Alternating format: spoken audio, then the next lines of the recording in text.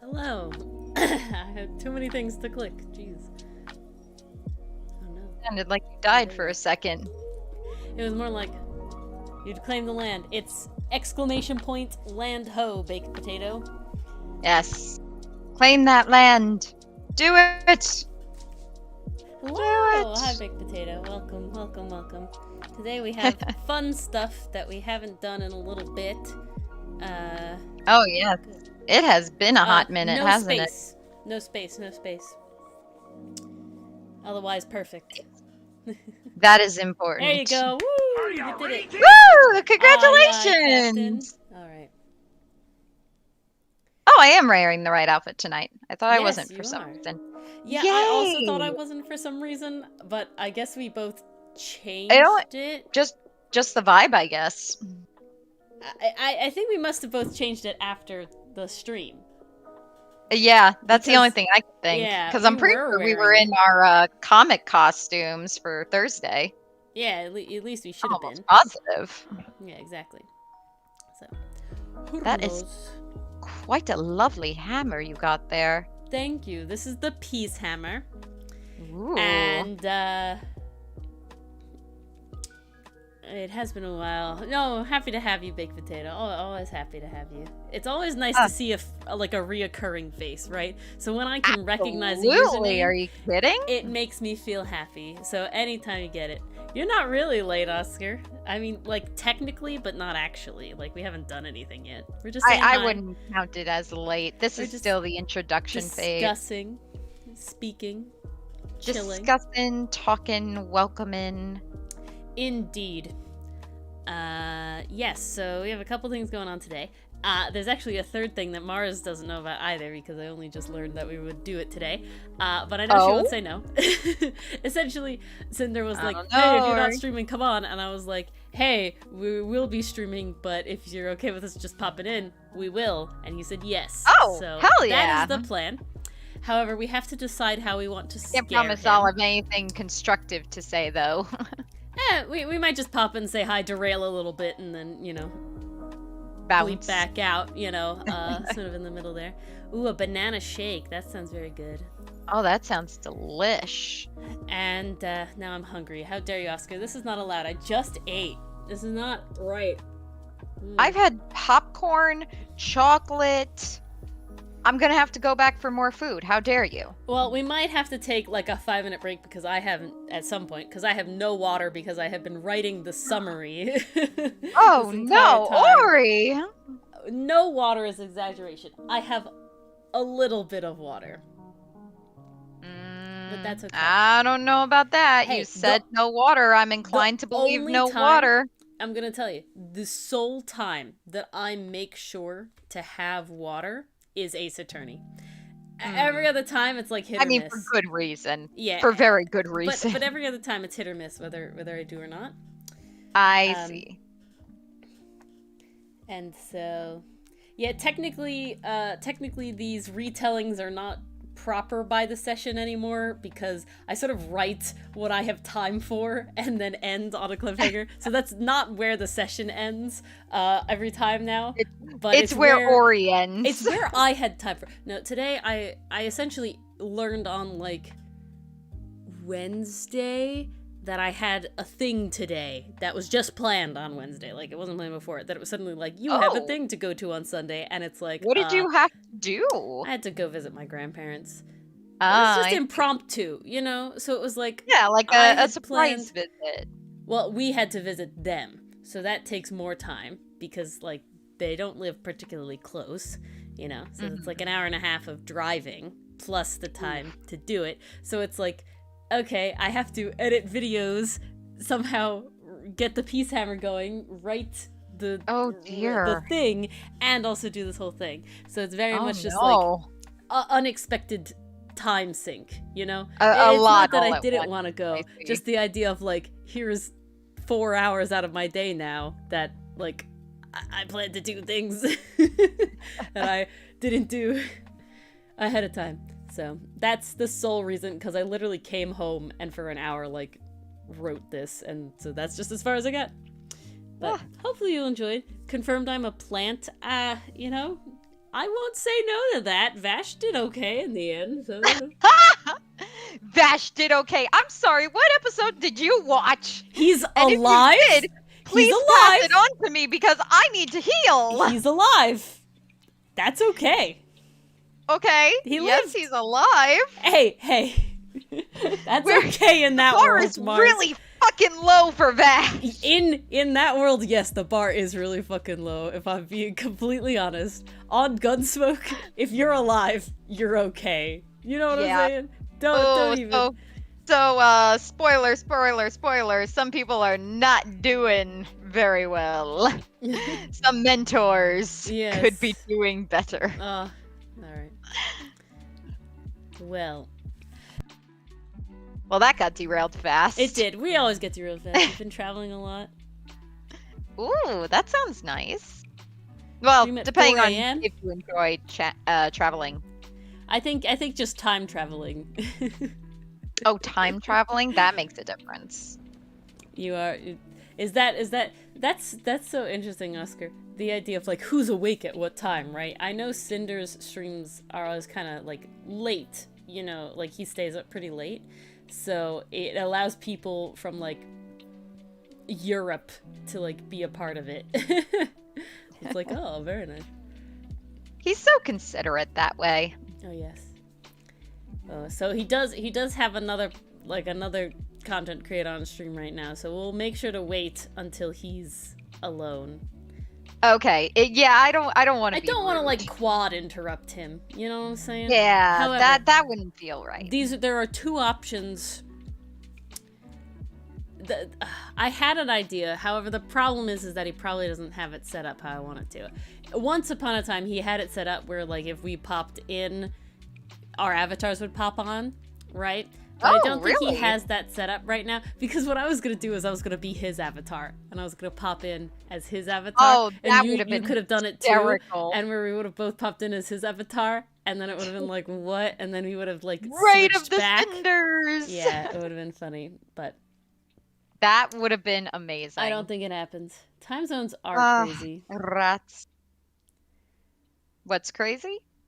Time zones. They really Time are. zones are nuts. Nuts. They're absolutely wild. Alrighty. You say mate all the time?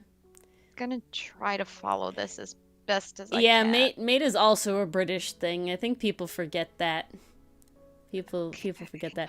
I definitely have like Bluey syndrome, I guess. I think Dylan's favorite one is the for real life. For real life. Oh, that's the best one. So I think my new favorite one is you're dubbing. Dubbing is a good one. No dubbing. Dubbing is a good one. I like Dylan hates this, but I like that they say fluffy instead of like a fart. Mm-hmm. I have a question for you, Mars, and anybody in chat. This is an interesting question, I think. When you were a child, what did you call passing gas? Oh, we just straight up called it a fart in my house. All right. Yeah, all right, we didn't have any pretty words for that. We had pretty words for like. Okay, I swear to God, I'm not trying to get too personal, and stop me if I am. Or if it's like, just say TMI, TMI, Mars, TMI. We did have code words for like when you went to the bathroom, you know. Interesting. I never had that. But like, we never had a code word for farting. So we just straight up called it what it was. I wouldn't call it a code word, right, that we used. And I'll tell the word in a second, but I wouldn't call it a code word. I think it was just my mother still does not like the word fart, like as a word. Like she just doesn't enjoy that word. So instead of trying to say like pass gas, I guess would be like the adult, not fart way to say it. Mm-hmm. Is that, yeah, that does sound... That's hilarious, Oscar. So what I used to call it as a child was Heine gas. It was Heine gas. That's what it was.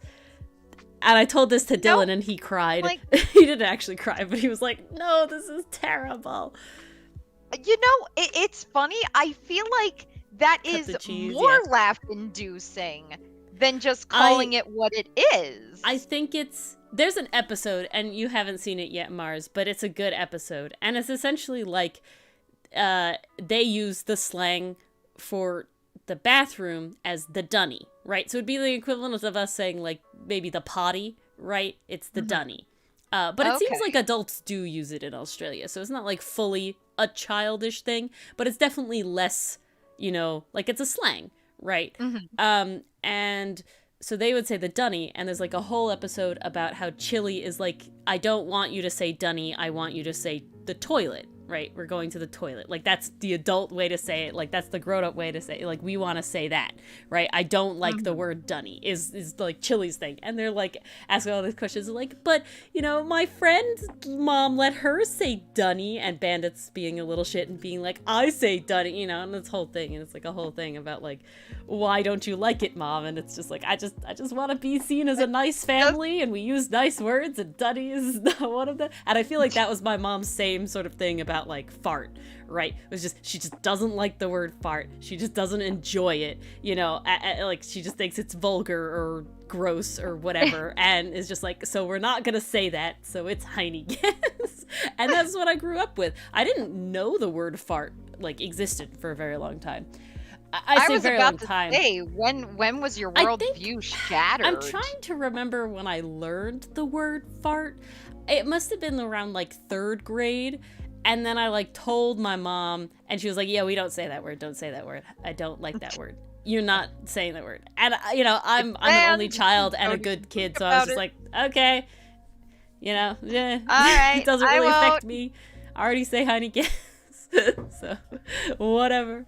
But, yeah. Petition to call it Heine gas from now on. Yeah, exactly. Baked potato. Dylan made that joke in Ace Attorney, so I'm like remembering it. Because I ate too many baked beans. Well, he makes and then I do the exactly, yeah, Mr. Right. And he goes exactly.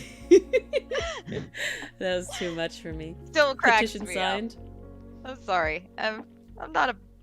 I don't consider myself above a good flatulence humor joke. Tough Puppy. I remember the existence of that show. I never watched that God, show. I remember Tough Puppy. I never watched that show. Okay. I will out myself here. I did not hate Tough Puppy. I actually, at the time I watched it, I think I was in middle school. I was just vibing with it. It wasn't high art or anything, but god damn it, it was entertaining. I debated what, like, I don't even remember debating. Could have used some more work though. I wanted to watch it, if I remember correctly, because it had Spencer from iCarly, right? In the leading role. What could go wrong? So the whole point was that I wanted to watch it, right? But I can't remember either. My mother hated it and was like, no, you can't watch that. I wasn't allowed to watch SpongeBob until I was 10, and that was begrudgingly allowed me to. But I remember being like, I want to watch it, and my mother being like, no, I hate that show, it's horrible. And then also it just being on at like a time where there were shows I preferred to watch or something. So Never ended up. You know, it's funny. Around, I want to say middle school, but that was where I started watching, like TV a little bit more regularly. And maybe I started in elementary school, maybe in 5th grade. But my parents had a TV in their Exactly, room, Big Potato. and I would go up to their room after school and like, Mom, can I watch TV for like an hour or two until I have to do homework? And my parents allowed this, so I would go up there, and they basically told me, okay, you can watch what you want, just stay on these 3 channels, don't go anywhere else. And it was super convenient because all the kids channels were right next to each other, like 33, 32, 31. It was so simple. Yeah. So I never had to venture very far to find what I wanted. And that was actually when I started watching more shows like SpongeBob, Tough Puppy, stuff like that. And like, I actually got a chance to see these shows because now I was like, ooh, I have free reign in the TV. And of course, through that, I also found Total Drama, 16, probably shows I should not have been watching at that age, but they were on Cartoon Network, which for kids. I'm trying to remember. It was so hard to tell where the line was drawn. I'm trying to remember what that portion of my life involved watching, right? And I'm pretty sure it was 90% Drake and Josh and iCarly. I really watched iCarly a lot was of definitely those. A big one I definitely for me. was still watching SpongeBob at that in middle school. There was no doubt I was still watching SpongeBob in middle school, and then like that's what I can really remember watching, right? I watched The Backyardigans, but I can't tell. I think I did watch that at home, like after my cousins introduced me to it, because they were like kids at the time. Because that's a good show, okay? It is top quality tier children's programming, let me tell ya. And I'm trying to remember if, like those are the only shows that I can like think of. Oh, you know what happened? I got into Adventure Time in middle school. That was also what it was. Adventure Time was middle school. Your formative years, I see. And yeah, just Adventure Time, because it wasn't Fairy Tale yet. Fairy Tale I found in 10th grade, so we weren't in the anime yet. That was a high school thing. So. Yeah, I definitely did not get into anime until my 2nd year of high school when a friend introduced me. Yes, I do. Oscar. And my first anime was Attack on Titan. Yeah, my first anime was Fairy Tale, which to me the only mistake was how long it was. But honestly, I'm glad that was my first anime, because if you guys don't know or don't think about it, when you're early in the stage of anime, right, you somehow have the ability to warp time. Nobody understands how. But there's something about being in that, like, first discovery stage of watching anime. Able to just binge. You're just able to binge to, like an illogical extent. To, like, a bending the laws of time and space extent. For real. I still... Okay, so biggest one for me, in regards to what you're talking about, Ori, that was Hunter x Hunter for me. It's definitely not like super long form. We're not talking like episodes in the like 150s or anything. I think it did it go up to episode 132? I can't remember, but that was like my first big long form one. And I finished that within like maybe 2 semesters of college, not even. Like I think I finished halfway through my 2nd semester and I was like, well shit, what do I watch now? It's like time did not exist. It was so weird. Oh, that's so funny, Oscar. Oh, man. Huh. See, I never watched the old My Little Ponies that, like, I remember. Oh, you know, I also watched a lot of Boomerang. So I watched a ton of Tom and Jerry. I watched a ton of, Scooby-Doo. I watched a ton of, Scooby-Doo was a big Yogi one. Bear. Pink Panther. God, I remember watching so much Pink Panther. Was it the classic Pink Panther? Yeah, it was classic. Like with Pink just Panther. music, no voices or anything? Yep. Maybe the painter guy made grunts. That was so good. But yeah. Classic Pink Panther. Love it. I remember all those sort of Boomerang shows. So that was that. They are sorely missed. Fairy Tale, I don't remember exactly how many episodes it has, but it hits 100 somewhere. It gets up there, most definitely. It's not One Piece, but it's definitely one of the and it's not Naruto, but it's definitely one of the long ones. And I remember managing to watch that like within a year, which is a lot. Like just thinking about like how much free time you have. And I wasn't watching it like just getting home and like chilling. Like I was watching it like when I should have been sleeping, right? So it was like a time bending experience. And then same with Naruto in college. I got through a surprising amount of Naruto. Technically, I've never finished Naruto. I'm 40 episodes away from the end, and I probably will never pick it up again because that's just life, and that's just how it works. And like I got through it, but that's still a lot of content, right? So it's just like, I don't know how I did that, because nowadays, well, I am impressed sometimes, Mars, when I look back and think about all the anime and shows that we have watched together. Like, it is still an impressive amount, but it definitely feels like at this moment it's like, we're still watching Food Wars, and we're still watching, like, it definitely feels like we're not finishing animes like we used to.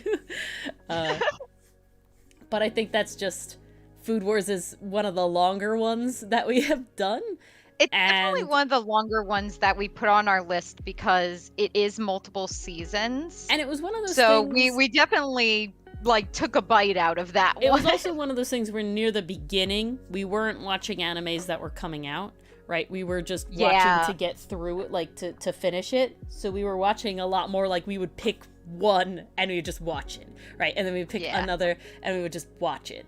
But now we have like multiple shows going at a time because we realized, we realized like discovering new stuff. Sort of that like 3 at a time, and then it sort of spiraled out of control when Buddy Daddy started, Vash started. Here's the thing, because we started watching stuff that was painful, and then we needed something to balance it out. But we also started watching stuff Ori was like, let's start adding Bluey to the mix. Let's add Tangled to the mix. Like, we need something to heal after, Trigun Stampede tortures us emotionally this week. But it was also the fact that we started watching animes that were like coming out like currently, right? Like that started with Mob.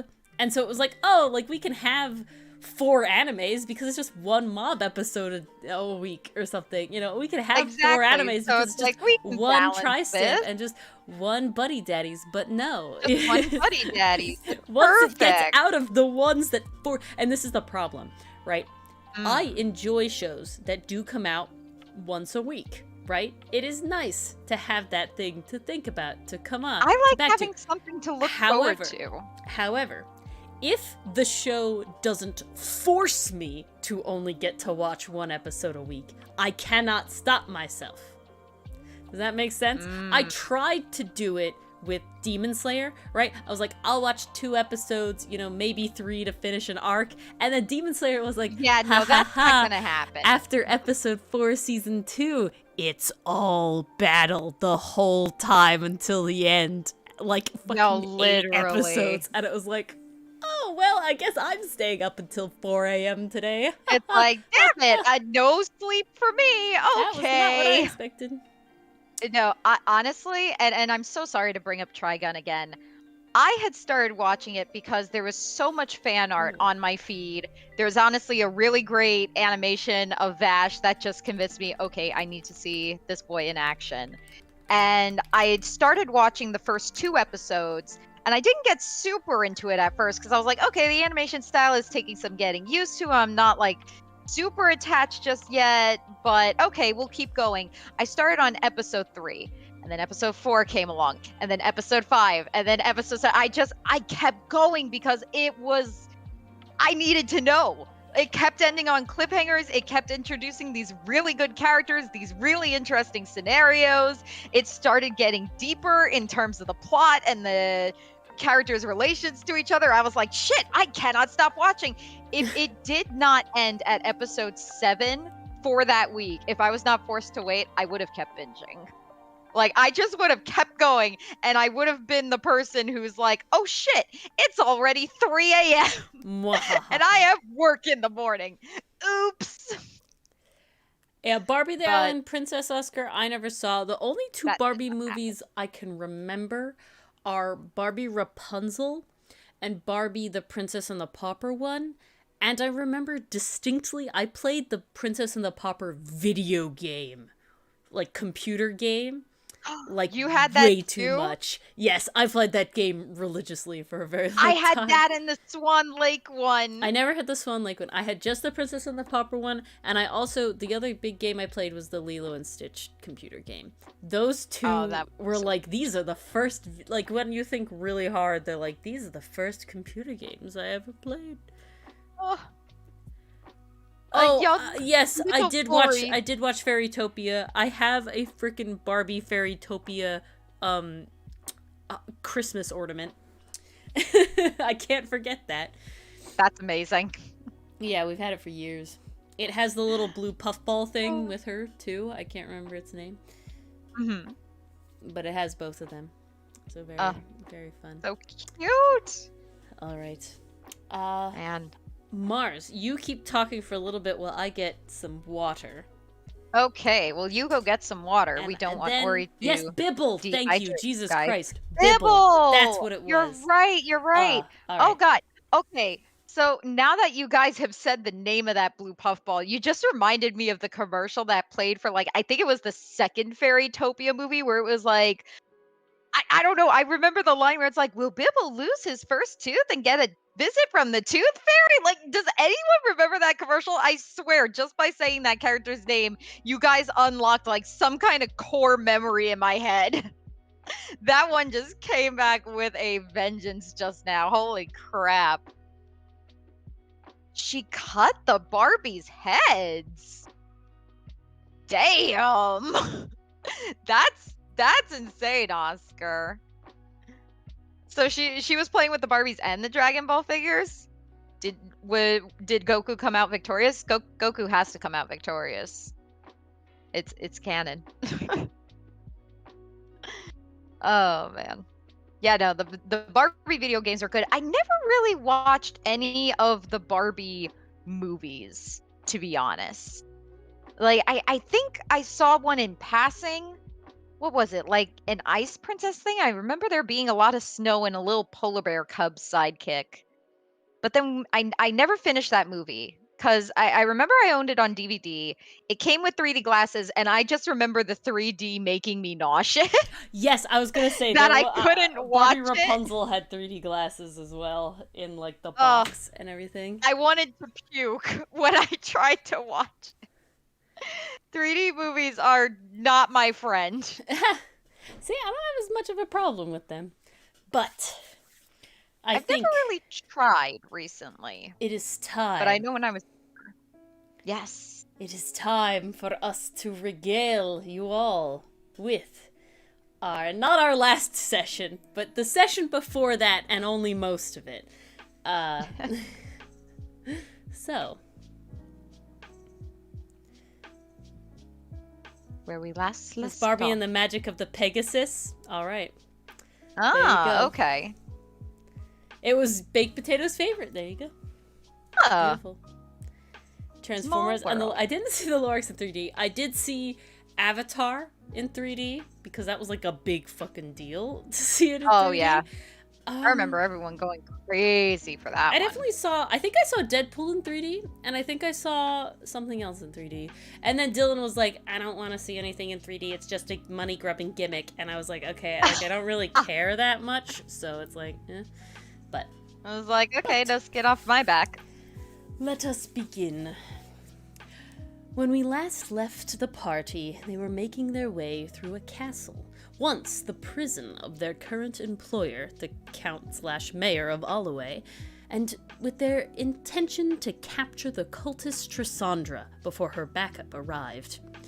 However, the party had gone in mostly blind, but in exchange for a special painting they needed to find, their amicable acquaintance, the Bone Croupier, would enlighten them about what to expect in the rest of the tower. Casamir had just decided for the rest of the party that the pitch-black basement of doom, from which Umfalo just narrowly escaped being dragged into, was the perfect place for a family painting. So they must check it out. After managing to negotiate a short rest before exploring the murder basement, the party sat down to partake in their 10-minute break, however they chose. Miss Molly laid down her head and Hyba snuggled up next to her as she drifted off for a quick power nap. However, when she opened her eyes again, she was no longer in the dimly lit ground floor of the tower, but in an open field, with the warm sun shining down on her fabric face. She looked around. None of her party members, not even Hyba, were to be found in the field with her. "Been feeling a bit lucky lately, haven't we?" A familiar, smarmy voice came from behind her. Well, I guess I have. That's you?" Miss Molly asked the devilish figure now standing in front of her in the field. Keemot. "Well, of course. You are my employer, after all." Employer? Really? "Why, yes. You signed my contract, didn't you?" Miss Molly nodded. "And you want to do what's right? Keemot questioned the doll sitting in the grass. "Well, it seems like some of your companions might not want to do the right thing. So you should keep them on the proper path. You can do that, right?" Well, yes, Miss Molly quickly responded. But wait, they don't want to do the right thing? Before Miss Molly could get her answer, Keemot was gone, and she was back in the cold, stony tower with all her companions. "All right, let's stop wasting time," Casamir said, shield already in hand, making his way towards the basement door. "At least let me check for traps as you head into the murder basement," Lycori called after him, hurrying to catch up. The party followed Casamir single file down the basement steps, following the tracks the chair took as it tried to whisk and follow away. They reached the bottom, showing an expanse of tiled floors leading further into the darkness, and tons of bloodstains. The party carefully crept along until they reached a tripwire. Umfalo quickly disabled it just as the chair came slowly back down the track, passing right through where the tripwire once was. Continuing to carefully search the place, Lycori and Miss Molly found 2 mirrored panels on either side of the room. Working together, Umfalo and Miss Molly just managed to disable them as the whirring noises ahead slowed to a stop. Now, fully confident in his companions, or downright impatient, Casamir ran ahead, the rest of the group slowly following behind. "I found a chest!" Casamir's voice echoed from the darkness. "All right, Umfalo will be there in a moment to check." Clang! Casamir dropped the unopened chest right in front of the party, having carried it all the way from its original location. "Oh, all right, I guess But Lycori was interrupted once more by Casamir opening the chest right there. "Ah!" Lycori screamed and cowered back, completely expecting something to jump out and hit them. Thankfully, but much to Lycori's chagrin, nothing happened. Casamir pulled out the loot one by one, handing it to Miss Molly or Aloria to identify. A pair of dark vision goggles for Lycori, a grave token and spell heart for Aloria, but no family photo. "Oh, hello, Hans!" Hey, Hans! Welcome. Welcome. We're doing our D&D recap. We're always happy for the lurk, Hans, so, whatever you can. Always appreciated. Always. Never goes unappreciated. The return trip was uneventful, and the party re-emerged from the basement of doom unscathed. Instead of heading into the fog that blocked their path to the north, the party decided on an easier route to the south, coming upon a door. "You don't want to go this way," the door said. "What? Why?" Casamir replied without skipping a beat. That's the murder-death room in there. An adventure party went there, and I heard screams, and then they didn't come out," the door replied. "What killed them?" Casamir probed further. I'm a door.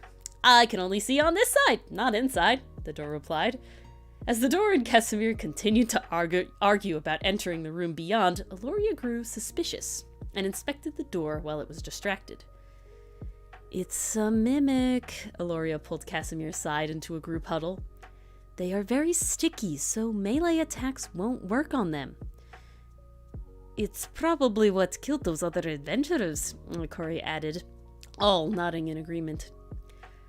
It said there was another door around the back, right? Let's just go that way, Lycoria suggested, always wanting the path of least resistance. I agree, Aloria said. This mimic is also particularly intelligent. I don't want to mess with it if possible. Hey, door, Lycoria spoke up, breaking the huddle. Do you have a name? No I don't. Can I give you a name?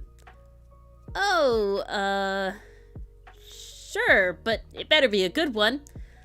How about Doric? That's a good one, but I'm actually a girl door. Oh, Dorothy? I like Dora. Dora it is, then. Is there anything we can do to have you open for us, Dora? Lycoria asked, hoping to find an even easier route than going around the back. Well, I'm rather hungry. Get me some food. Dora's mullion became slick with drool that pooled around the sill at the bottom. Well, all right. We'll bring back some food for you and you'll let us in, Lycoria stated. Promise? Promise. Now, all but forced to explore the foggy hallway to the north in search for food or the back door, the party made their way there. I don't really want to use a spell if I don't have to, Aloria said, reminding the party of how they dispersed the fog outside the tower. Don't worry, Umfalo can sniff around and see if there's anything in there, Lycoria gestured to her eidolon. Umfalo raised his snoot and sniffed around a bit in the fog. Coast all clear, mates. Just smells like old paper. Umfalo confidently said, and the party, now reassured, stepped into the fog.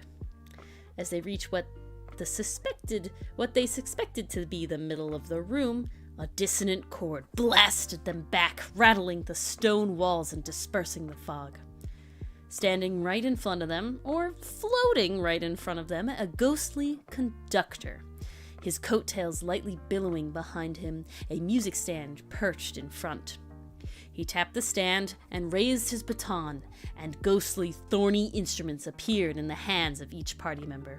A lyre for Miss Molly, a violin each for Lycoria and Umfalo, a marimba for Casamir, and something that at least Aloria seemed to recognize for her. Now, play! And that's where we end our story. I am very surprised you're not telling the continuation of that. I did not have the time to write it. That was the problem. I see.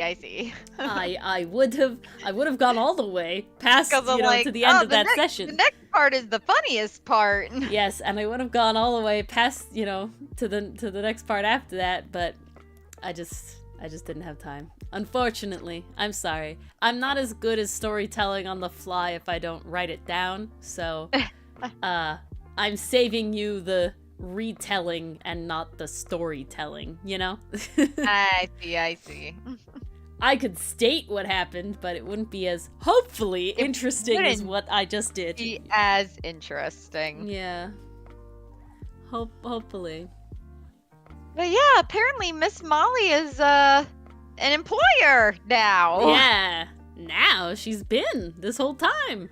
I don't think she recalled signing up for that. She signed the contract. You wanted to slap the mimic? Save somebody's life. I hate to disappoint you, Oscar. No, there's no mimic slapping. No, Dora's nice. We don't slap Dora. We don't slap Dora. It's so funny that they decided on Dora because that's like my grandparents' dog's name. Oh my god, really? Yeah. So it's really that's hysterical. Funny. Elko wants a dance. Yes. But, that's all good. Your body claims violence or craves violence. Oh. I think craves. I just realized another episode of the comic comes out tomorrow. I was so surprised. I couldn't remember if it was tomorrow or the next Monday, but I'm like, no, it wasn't last Monday. Sure. I'm pretty sure. Yes. We're at another Monday. Mm-hmm. You can always check the calendar on the Ko-fi upload thing. because it has I those two. really should. It also in the Discord says, I have like a, it says every time. I That's will what be Discord honest, says. my brain has just been fully dead this weekend. Like I recovering, said in it's chat, I okay. am pretty sure that final stress was the only thing keeping me going, and now that it's gone, it's like, yeah, man, got nothing for you. No Well. energy. Have fun with that. Such is life. Such is life indeed. I'm looking at it, Oscar. They look awesome. I love the Majora's Mask one. Is that Ghibli at the top? Ghibli, however Ooh. you say it. I don't know. Mars says it one way. I hear it 8 different ways. You know what I'm talking How do you about. say it? Ghibli. No, Studio Ghibli. That's how I say it. Studio Ghibli. You say Okay. Ghibli. I don't know. Yours is different. I don't know. I've heard reviewers say it one way. I know it contradicts like the actual Japanese pronunciation using the characters and everything, so it's impossible to figure it out. Yeah. Who knows? It is? Ah, lovely.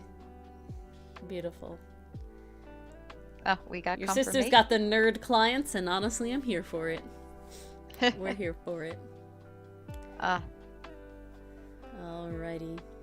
Nerd clients are always the best clients. But, so we're working on the Peacehammer, and as you can tell, I sketched it beforehand, because if you have not been here before for me to say, my brain shuts off the creativeness during stream.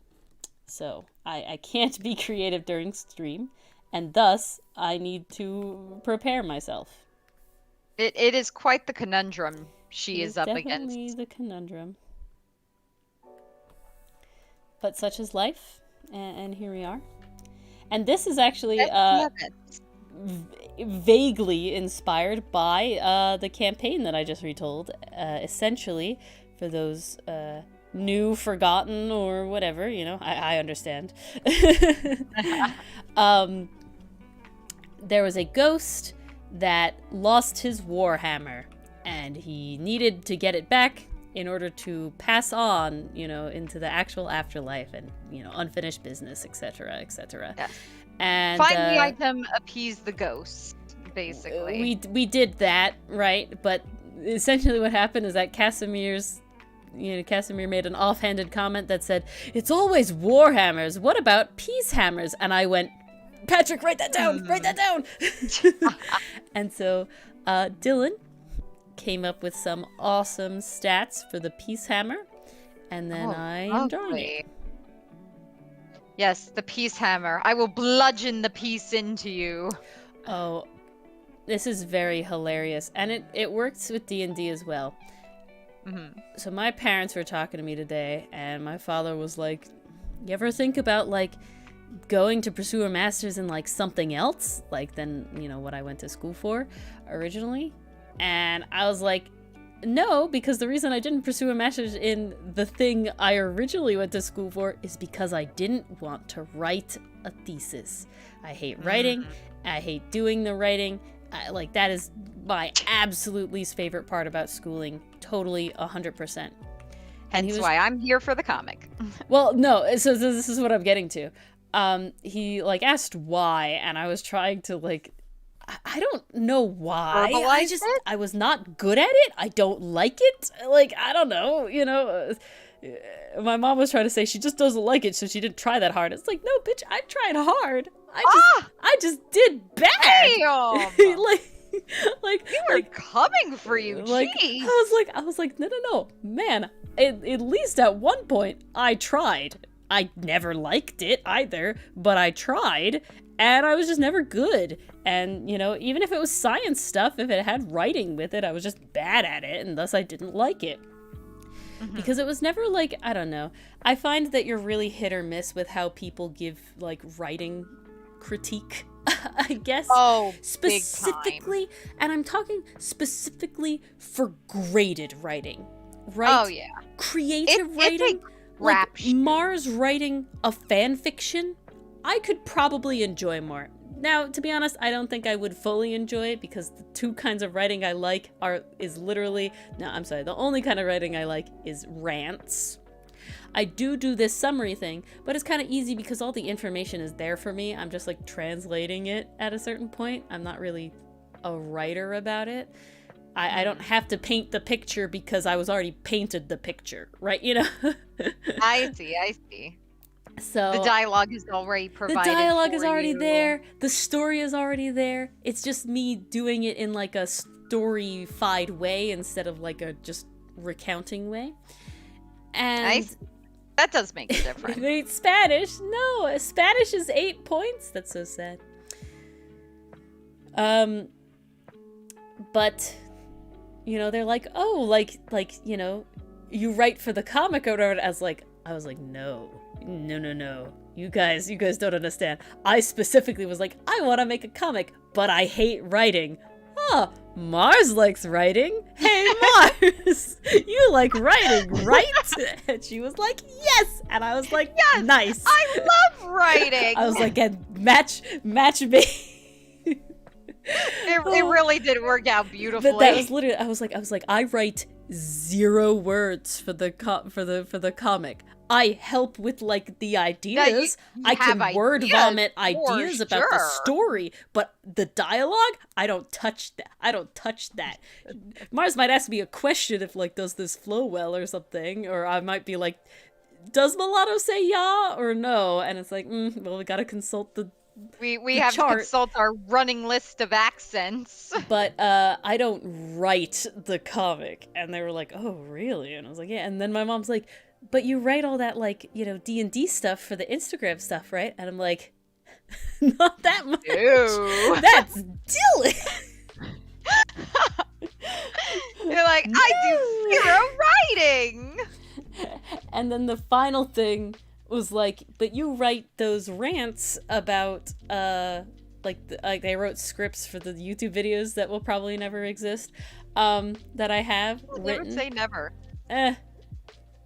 I'm trying to figure out if like it would work as a podcast. You know what I'm saying? I'm trying to figure out. Well, you would have maybe less to edit. Possibly. That's the sole issue, right? The sole issue is that doing the part besides writing the script and recording the script in any format takes way more time than I can really like deal with, if I'm being honest. And so it's like a pipe dream sort of thing. Oh, I see. It's just like, because if I do it live action, I have to move my entire house around in order to like video for like a certain amount of time. So, and that's not fun. It's just a lot of time, right? It's just a lot of time. And it's just, you know, so because of that, you want to be like, I want to record multiple videos like in one day, so you have to move the furniture around like the least amount. But now that takes up my whole day. Like, I don't have a whole day to just dedicate to that. Like, I already have to edit Ace Attorney videos 2 hours a day. You know, like I'm on that grind, you know? So, and then it's like, okay, well, if you don't want to move the furniture around, you have to edit all of the little like PNG tuber things in it. And so it's like, that's not really helpful either. Because that takes forever. And then so like the very inner part of me is like, if you learn how to make a VTuber model, then you solve all of your problems. And I'm like, but I have to learn how to make a VTuber model. So, like, I could draw one. It's the rigging, and the rigging honestly doesn't look that bad. It's actually solely the time, right? Like, I follow, and I literally lie in bed and I watch an artist that is like, here is literally, my whole goal is to make this YouTube channel to make a tutorial on how to rig a VTuber model. And I'm like, yes, I will watch this and absorb this information like chill content and probably never do. Which hurts me. It will stay in the recesses of my brain until I actually need it. It hurts me because, if I'm being completely honest, part of me really, really wants to do it. But the problem is that I can't VTube, and can't is a strong word. Can't is a personal word in this case. I can't be a VTuber I was wondering model. what you meant by that. I can't be a VTuber model and then have Mars and Dylan not be. I just don't want that sort of like. Well, now you just create a whole bunch of work for yourself. Well, exactly, but I also like it's forget the art section of it. Like pretend I had the money to like commission somebody to do that. Forget that part. You and Dylan would have to have like your own personal like whole setup deal. Like the computer, the camera, like looking at you. Like it's not just here's a model, here's a program, you got it on the computer, right? Like there's a lot more Here's setup. the thing that moves around as you talk. For you guys. Like, so even if forgetting forgetting the art and rigging aspect of it, just the idea of having to make you guys like have any sort of further setup, is like one, unreasonable, 2, annoying for everybody involved, and 3, just like So it's like I want it, right? Like in my deep down heart. And honestly, it's like, that's gonna be my fursuit, right? I know how much it is to rig a model, how much to pay someone to rig a model, and so it's like, I could at very least draw the model, but I might be able to rig it too. We might get there. I won't say never on the VTuber model thing. The 2 things I won't say never on where you never know are the VTuber model and the 3D sculpting. I will never say no. Those will never happen on those 2. I'm also gonna warn Mars and everybody. I have Cinder's stream like open over here, so when it comes to a break, we're just gonna pop in, Mars. I'm like very little warning. Awesome. You know what I'm saying? No, that's okay. That's okay. So like, be ready on Cinder's Discord to like enter the voice channel. Oh, he's got PC Perini in there. That's okay. We can startle them both when it happens. Oh, okay. We'll be in and out. Let me know. Yeah, we'll be in and out. We're popping into Cinder's stream for like 5 minutes and then popping back out. Okay, where on his Discord? It's all the way at the bottom. It says voice channels. You might not see them. I might have to drag you in with my power mods. So what you're gonna do is you're gonna hop into stream waiting room. Okay. Okay, and I'll pull you in. All right, sounds good. Just let me know when. Like that, I'll let you know. I have it like over here, so when they're like about to spin the wheel, we're just gonna pop in. Okay, cool. Because I'm actually doing some Outcast stuff on my end, so I am there you go. Not paying attention. But so long story short, for multiple reasons, because also I don't think I want the VTuber model in the Ace Attorney videos. That would be very distracting. I just feel like it would be a lot. Yeah. If I ever got a VTuber model, it would literally be made for these videos that I want. Oh, it's happening. Go. Oh, shit. Okay, I'm in the waiting room. I believe that encapsulates the whole. Ooga booga, ooga booga, ooga booga. Jesus Christ. Jesus fucking. Incredible. Oh, there we go. Sorry, Hi. you made me do it. You did it. Hi. Who is this? This is Ori and Mari. Hi. It is. Hi.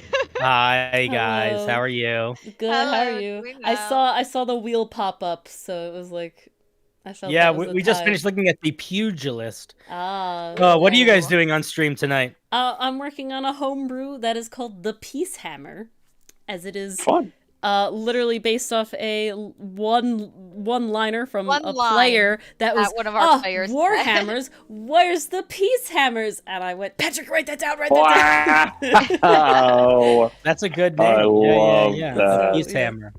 It's very nice. It's a judge's gavel, and everything is very all the abilities are very like judge based, like actual legal system judge based, like guilty verdict or not guilty or death sentence. Those are the ability names. That's funny. So That's very, funny. very fun. Do you guys wanna hang out for a minute and look at an item or no? You just wanna Yeah. scare the shit out of me and leave? Sure, I'm No, down. hang on. We'll look at one. We'll look at one homebrew, and then we'll All right. If it's One really long, you don't need. homebrew. If it's really long, you don't need to hang out for too long. I'm We'll following see. Maury's We'll lead. see what the luck is. Yeah, Mars goes where I go. No. Where's the lie? Where's the lie? We have Eclair Dawnlight. That's a fun Ooh. name. It's a fun name. I like Alright, let's Eclairs. Let's see what they said. I This like might be Eclairs, but they don't like me. this Oh. might be one we remove very quickly because it looks like they wrote it a while ago, and my guess is it might have a May in it. We'll see. Ah, yes. First Ooh. homebrew. First homebrew I ever made 3 years back. Did have to rewrite much of it properly. All right, hopefully it doesn't. We'll see what you did. Barbarians have never quite held my grasp attention, and I still wanted to be able to enjoy one eventually. So I made a butterfly totem to let me be a fairy gal with a big hammer, but Ooh, have more to think Artesium. about than swinging the hammer. Very nice. Is this for the totem barbarian? You're gonna put Or it is this in a the whole Discord. subclass? Let's see. I'm very curious. Only one way to I think find it's a out. butterfly totem for the. Here, there's a link I'll post in the chat. It's a butterfly totem. No, didn't know you could mix and match totem aspects. Also, So chat, features are intended to be remind chosen me together. That's to, fine. Remind me to tell you guys about my idea for another sort of art challenge thing during a next Drawing Dragon stream when we're done with this. It's done. You'll be posting it. Beautiful. PCM, I'm ready. Let's see what the butterfly gets. At third level, when you adopt this path, you choose a totem, get a feature. Blah, blah, blah, blah. Okay, where's the actual stuff? Okay, let's scroll down to it. Here it is. Butterfly, alluring, intimidating visage. When you begin raging, spectral like wings of a you can just say spectral wings. Spectral wings of a butterfly burst forth from your back. The wings, either alluring or intimidating presence, draws creatures' attention. Non-allied creatures within 60 feet of you, within line of sight, must make a charisma saving throw. When a creature fails, all attacks they make towards creatures other than you, don't say not, you say other than you, while in line of sight of you, are made at disadvantage as your wings grasp their attention. The effect ends if your rage ends. They make additional saves to overcome this effect at the end of their turns. If a creature passes this save, they cannot be affected by alluring or intimidating visage. The DC is 8 plus your proficiency bonus plus either your con or charisma. I think this is like the 14th level ability of the Berserker Barbarian. This is like a fear aura. I think. Let me just check.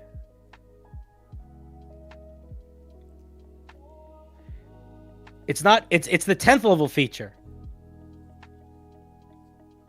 Uh-oh, did everyone get quiet for, or am I? No, just, you all we're just here. get I'm fucking trying quiet to on me? Processing. I'm like So it's a I guess 60 comparing. foot. It's a 60-foot thing. Charisma save. If they fail, they have disadvantage on attack rolls, so long as you're within line of sight. So it's not exactly the same as the Berserker Barbarian's Fear Aura, but it's actually way stronger because the 10th level Berserker Barbarian feature is only 30 feet. Now, the Ooh, 10th yeah. level feature for the Berserker is also the Frightened condition, so it also means they can't move closer to you. But this is a little strong. A little strong. A 60-foot feature like that's a little strong. I think Especially a cool because the way 10th level Berserker Barbarian feature exists. to take What if you this- just dropped the con charisma bonus to the check? I think a Uh, cool way to take this though might be more towards like what's the image hallucinating pattern? What, Hypnotic pattern? Thank you. Hypnotic That one pattern? could be interesting. Where it could like not stun people, but sort of put them in a daze. Yeah, Where but they're like the incapacitated. wings, right? That The would be whole neat. thing is the wings come out, right? And I feel like that's very butterfly vibe is the idea of like confusing with the wing patterns, right? So Mhm. that could be an I like that a interesting lot. That's very way cool. to take that. I think that could make a lot of sense. I would probably not make the incapacitation last more than a round. Yeah, like one stun. I think that could be fun. Or make the range of it 60 feet is just a really big range. Mm-hmm. 60-foot radius is huge. I'd probably drop it to like 15-foot radius. Yeah. Also, for a barbarian, probably not the most necessary, right? Like, Yeah, you're not really dealing with the stuff that's 60 feet away. yeah. Let's look at the 6th level feature. At 6th level, you gain magical benefits of the totem. Blah, blah, blah. Okay, so let's see. Metamorphosis. During a long rest, you can create and rest in a cocoon-like shell. Flavor-wise, I love this. I don't know what it means yet, but we'll see. Flavor-wise, this is very cool. Yeah. It takes an action to remove yourself from the cocoon. Your perception is effectively 0 while inside it, for the art and you can't PCM. breathe from. You can't break from once your this rest and gain the effects. Subclass is over. We'll be hopping back i.e., in and take we'll a do middle our live night watch reaction. whilst in it. Okay, I'm not sure. I feel like we don't need to put that limitation on it. Let's see what happens. When you finish a long rest in a cocoon, you gain 1d12 temporary. Don't say health, say hit points, and grow a set of butterfly wings. They give you advantage to either persuasion or intimidation checks while you have them. You gain a hover speed equal to your walking speed. You cannot hover if you exceed or are at your carrying capacity. Okay. If you want to give a fly speed, you can't give anything else. That is really strong. Yeah. So if you want them to fly with these wings, everything else has to go. I kind of like the advantage of persuasion or intimidation checks. I almost want to suggest you drop the temporary hit points, drop the fly speed, keep the advantage on in persuasion and intimidation checks, and maybe give you some sort of extra feature where you can you get a feather fall mechanic where you can just you can't fly, but you can slow your descent. Isn't hover different though? Isn't hover just means that you don't touch the ground? You're not hover's stronger than a fly speed. So if you have a fly speed, well, I know hover means you can't be knocked. Knocking prone doesn't stop you from flying. Yeah, that's the only difference. That's the only difference. I thought certain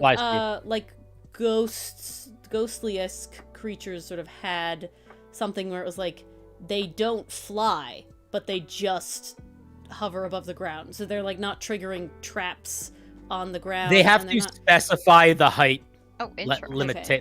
There has to be some might have that where it's they hover a foot off the ground. Yeah, but if just they something just have so hover, difficult terrain doesn't do stuff. Just so if stuff. they don't have don't have that specific limitation, then no, it's just a fly speed but stronger than a fly speed because getting knocked prone doesn't make you fall. Eclair, if depending on which way you're going for.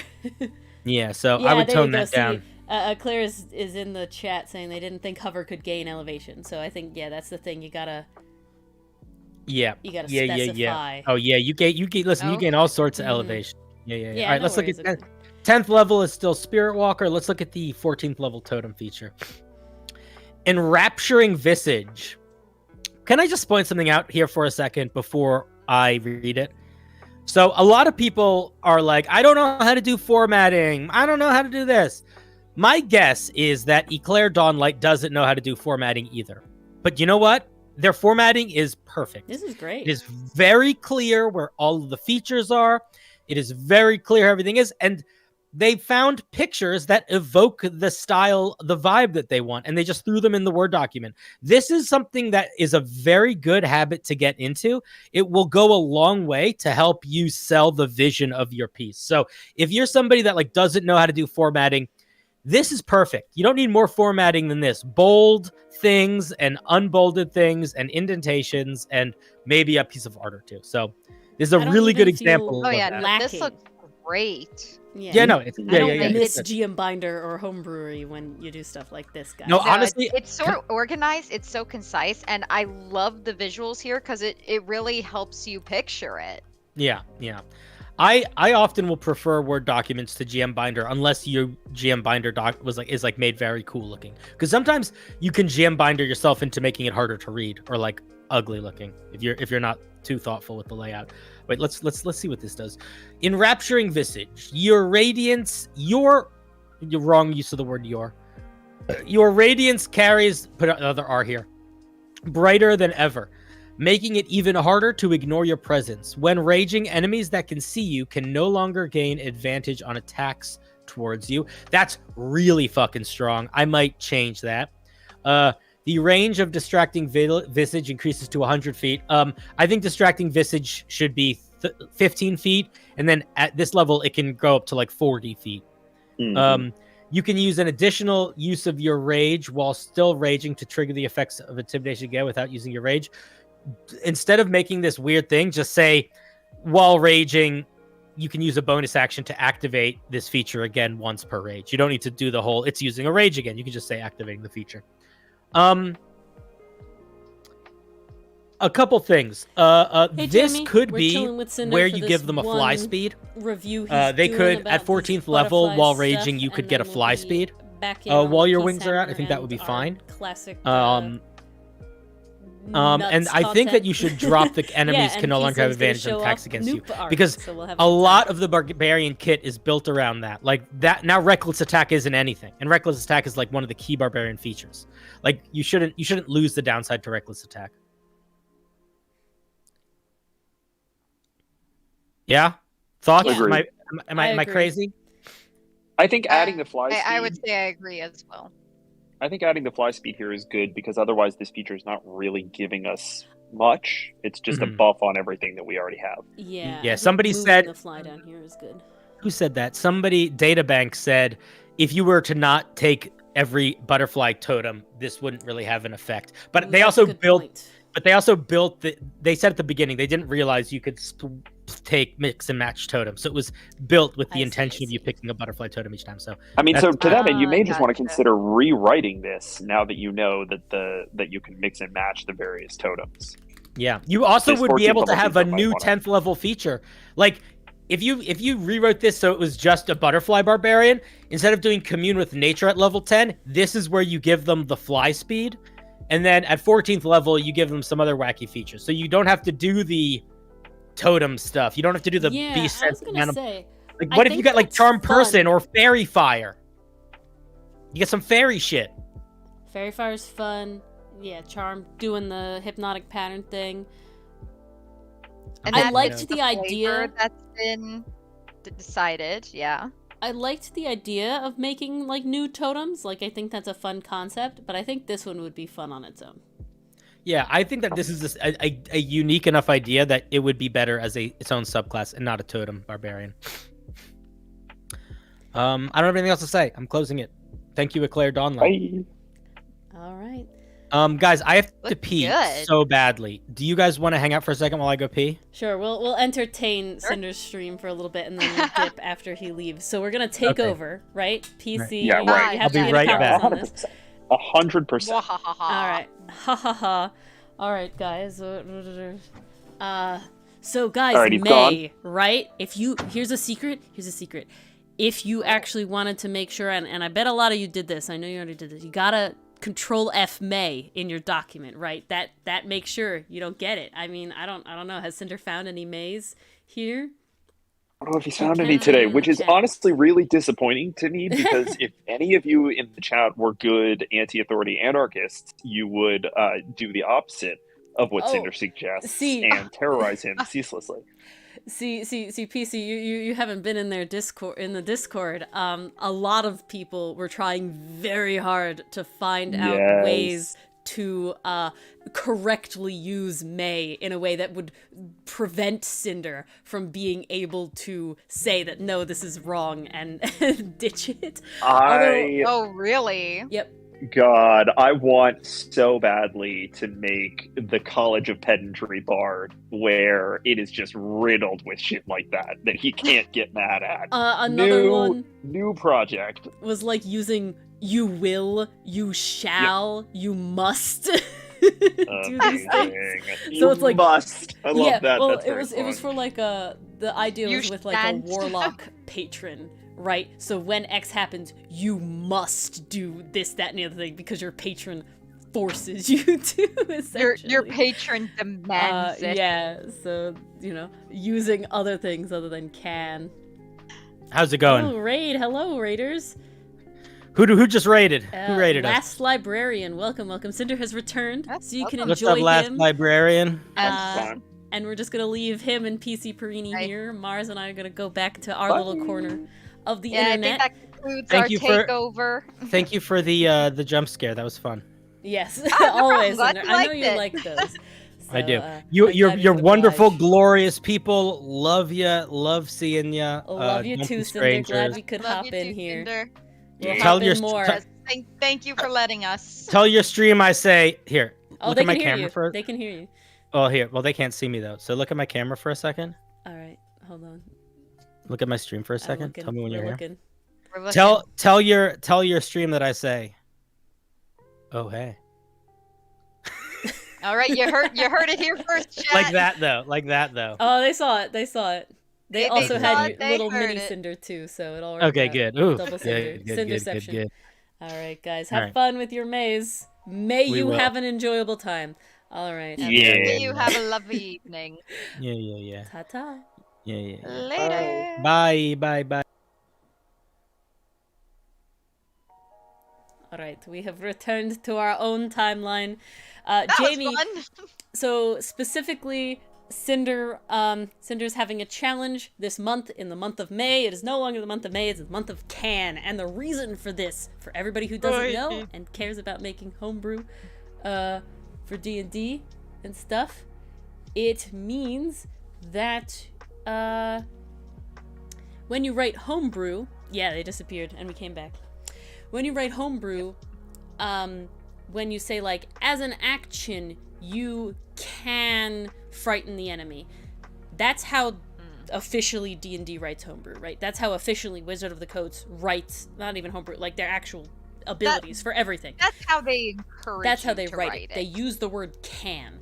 So Cinder's whole thing is trying to make people have as sort of same formatted homebrew as the actual official content, because that just makes it, you know, pretty professional and stuff like that. So you may have a problem with this.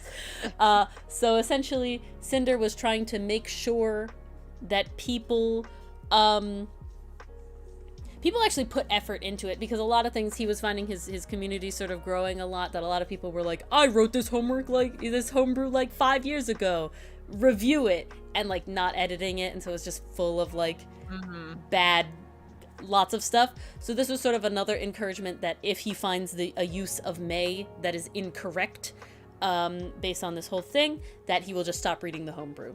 And it really has pushed people to make much cleaner homebrew Wow. than they did before, and I think that's the main goal. Color of me it, right? impressed. It's a fun little thing, but it's also the idea that it forces people that he's not wasting his time sort of reviewing Drafts, just back burner homebrew, right? Yeah. Just old back. Well, Jamie, that's why you're not over there. That's why you're with us and chaos, right? You know, that's why you're over here in the chaos. Yeah, you're in chaos. May land. you have luck, You know what you indeed. signed up for.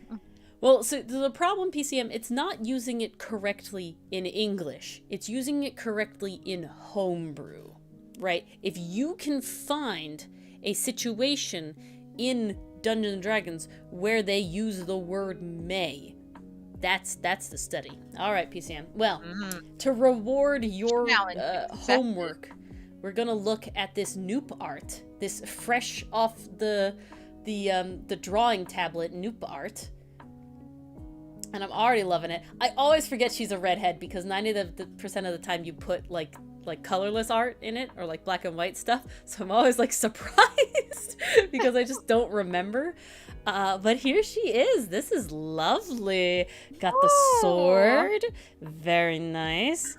Got definitely some sort of armor going on. We got no mask. No mask. Oh, I love the eyes. I love the look of her eyes, this sort of blue golden color. She's not a monster.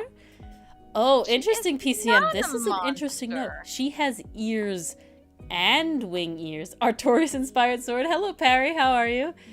Hey, Perry. It definitely, I can see the Artorias vibes. I'm surprised we don't have any pots or pans hanging off the backpack. That's the second thing I know about Noop.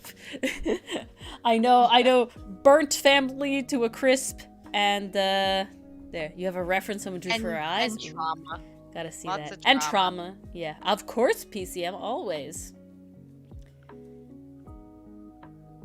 Control F replace every use of can with May. Oh, that would be like Jamie, that would be like a collectible at that point. You print it out, you do it, and it's a collectible. It's like I have the D&D books from before they decided that they wanted to be actually like based, I guess is the word, with how they talk about like races and other races being like hating each other or stuff like that, and like making stereotypes for each race is like very, very common in the whole thing.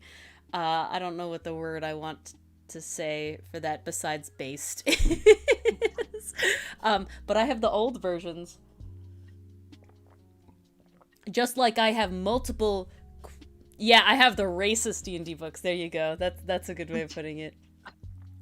But now they're collectibles. Oh my god. Guys, do you remember when Dr. Seuss... quote unquote certain books got canceled and taken out of print because they have racist caricatures in them in like the art portions. But instead, okay, I'm gonna put this out, and I don't agree with this specific part. Instead of like getting an artist to make Dr. Seuss style replacements for those like couple of pages per book that they're in, like they're not every page of a book, right? It's not like he wrote a full book. Like, that's a different story. Like, the words, to my knowledge at least, weren't racist. It was just the caricatures of it, right? Mm-hmm. So instead of just adding new art and still printing the books, they just decided, no, we will never print these books again. I have the Dr. Seuss books. They're like, you could sell one of these books for like $600. Because I'm missing one of the ones they took out of print. And I looked up to, like, see it, right? And some guy was selling it for, like, $600, and it got bought. And I was just like, damn. Dang. Look at that. That's insane. So let's look at this other...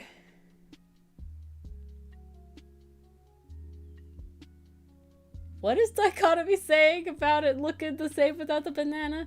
We got banana stuff going on. Oh, very pretty Noop eyes. Look at this Noop eye. Oh. I did not get a chance to read the update PCM. I saw you typing it, but unfortunately I was not up to date. And that is my bad. I was getting caught up from being away. See, Jamie, I imagine H.P. Lovecraft is being helped by the fact that there are no like obvious illustrations depicting racist characters, but it's all in his writing, though. You know? Yeah, it's all over the damn place. It's all in the writing. The man had lots of issues. Yeah, I don't know, Jamie. It's a lot. That is very true, Jamie. And his cat, so you know. But is there anything else? Parry, I'm sorry if you came for the stream reciting. I already did that. The session recount. I did already do that. So if that's what you're waiting for, don't wait up. Everyone has been I'll give it to you in person. And caught up. Does need a hug. Oh, PCM, does this mean that you are finally going to redeem your stuff? I'm just so curious. I will say, guys, next time on our recap, we play The Floor is Lava. Yes, next time on the recap, we do play The Floor is Lava. Floor is freaking lava! And let me just say, as a poppet with a weakness to fire, it was a very dangerous game to be playing. Yep. Only one of us was good at The Floor is Lava. Yeah. 2 if you count my summon and myself as different people. I mean, technically, but don't you share a stat block? No, we don't. Actually, he has different stats. Oh. But you guys share you share a health bar. Hey, I'll do it again. If PCF didn't hear it, Jamie didn't hear it, Parry didn't hear it. If you want me to do it again, I'll recap it again. All right. If there is a demand, I will do it. What say you, chat? Is there a demand? But it's not from last session, Parry. It's from yeah. Do it again? Jamie says do it again. Oh boy. Okay, that's one. Who else? We got one. PCM's like flirting Actually, with the to freaking rewards button. Do a recap again. I can go get some water for myself. Ah, yeah, that is a good idea. All right, Jamie wants it done again. All right, I'll do it again. We got more people here. Up to Alrighty. them. Well, Jamie said do it. Mars is gonna get water, so it works out. Grab some water. BRB. Yes, Enjoy the it story. is further back in time, Parry, than you might have expected. That's because I didn't do it for the week that it should have been stated originally, and because we were making Dungeons and Dragons monsters hot, and we had so many people that it was just like we're just going. We're just going. So here we are. We last left the party making their way through a castle, once the prison of their current employer, the Count/Mayor of Alloway, with the intention to capture the cultist Trissandra before her backup arrived. However, the party had gone in mostly blind, but in exchange for a special family painting, their amicable acquaintance, the Bone Croupier, would enlighten them about what to expect in the rest of the tavern. Casamir had just decided for the rest of the party that the pitch-black basement of doom, from which Umfalo just narrowly escaped being dragged into, was the perfect place for a family painting to be, so they had to check it out. After managing to negotiate a short rest before exploring the murder basement, the party sat down to partake in their 10-minute break however they chose. Miss Molly laid down her head, and Hyba snuggled up next to her as she drifted off for a quick power nap. However, when she opened her eyes, she was no longer in the dimly lit ground floor of the tower, but in an open field with the warm sun shining down on her fabric face. She looked around. None of her party members, not even Hyba, were to be found in the field with her. Been feeling a bit lucky lately, haven't we? A familiar, smarmy voice came from behind her. Well, I guess I have. Is that you? Miss Molly asked the devilish figure now standing in front of her. Keymot. Well, of course, you are my employer, after all. Employer? Really? Why, yes, you signed my contract, didn't you? Miss Molly nodded. And you want to do what's right, right? Keymot questioned the doll sitting in the grass. Well, it seems like some of your companions might not want to do the right thing. So you should keep them on the proper path. You can do that, right? Well, yes, Miss Molly quickly responded. But wait, they don't want to do the right thing? But before Miss Molly could get her answer, Keymot was gone, and she was back in the cold, stony tower with all her companions.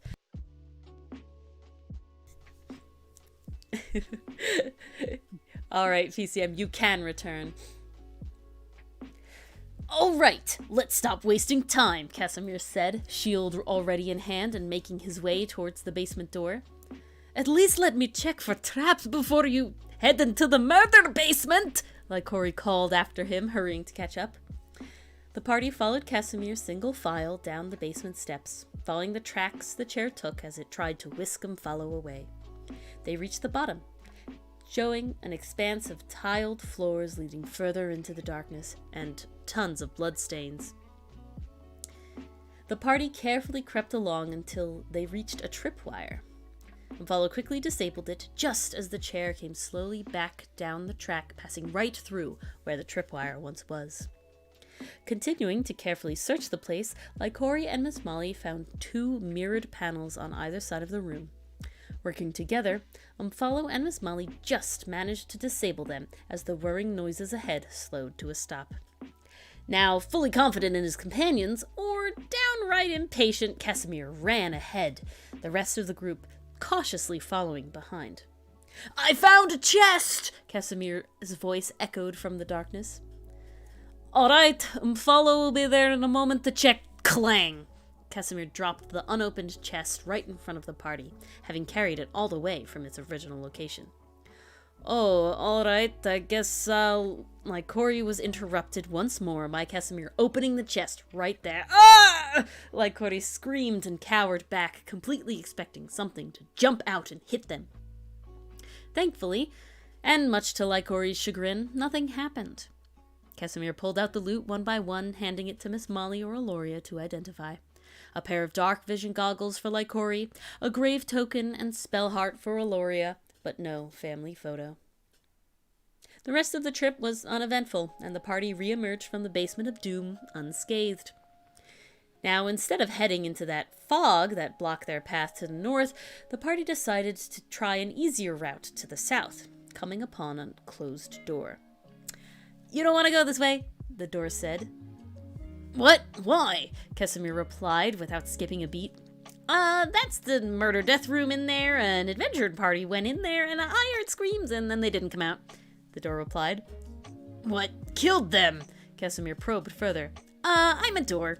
I can only see on this side, not inside," the door replied. As the door and Casamir continued to argue about entering the room beyond, Aloria grew suspicious. I mean, it's a talking door, so she inspected the door while it was distracted. "It's a mimic." Aloria pulled Casamir's side into a group huddle. "They're very sticky, so melee attacks won't really work on them." "It's also probably what killed those other adventurers," Lycori added, all nodding in agreement. "It said that there was another door around the back, right? Let's just go that way," Lycori suggested, always wanting the path of least resistance. "I agree," Aloria said. "This mimic is also particularly intelligent. I don't want to mess with it if possible." "Oh, hey, door!" Lycori spoke up, breaking the huddle. "Do you have a name?" No, I don't." "Can I give you a name?" Sure, but it better be a good one." "How about Doric?" That's good, but I'm actually a girl door." "Oh, Dorothy?" "I like Dora." "Dora it is. Is there anything we can do to have you open for us, Dora?" Lycori asked, hoping to find an even easier route than going around the back. "Well, I'm rather hungry. Get me some food." Dora's mullion became slick with drool that pooled around the sill at the base of the door. "Well, all right. We'll bring you back some food, and you'll let us in," Lycori stated. "Promise?" "Promise." Now, all but forced to explore the foggy hallway to the north, the party made their way back. "I really don't want to have to use a spell if it's not necessary," Aloria said, reminding the party of how they dispersed the fog outside the tower. "Don't worry, Follow can sniff out and around to see if anything's there," Lycori gestured to her eidolon. Follow raised his snoot and sniffed around a bit in the fog. "Coast's clear, mates. Just smells like old paper," Follow confidently said, and the party, now reassured, stepped into the fog. As they reached what they suspected to be the middle of the room, a dissonant chord blasted them back, rattling the stone walls and dispersing the fog. Right in front of them floated a ghostly conductor, his coattails lightly billowing behind him, a music stand perched in front. He tapped the stand and raised his baton, and ghostly, thorny instruments appeared in the hands of each party member. A lyre for Miss Molly, a violin each for Follow and Lycori, a marimba for Casamir, and something that at least Aloria seemed to recognize. "Now play!" And that's where this retelling is cut off.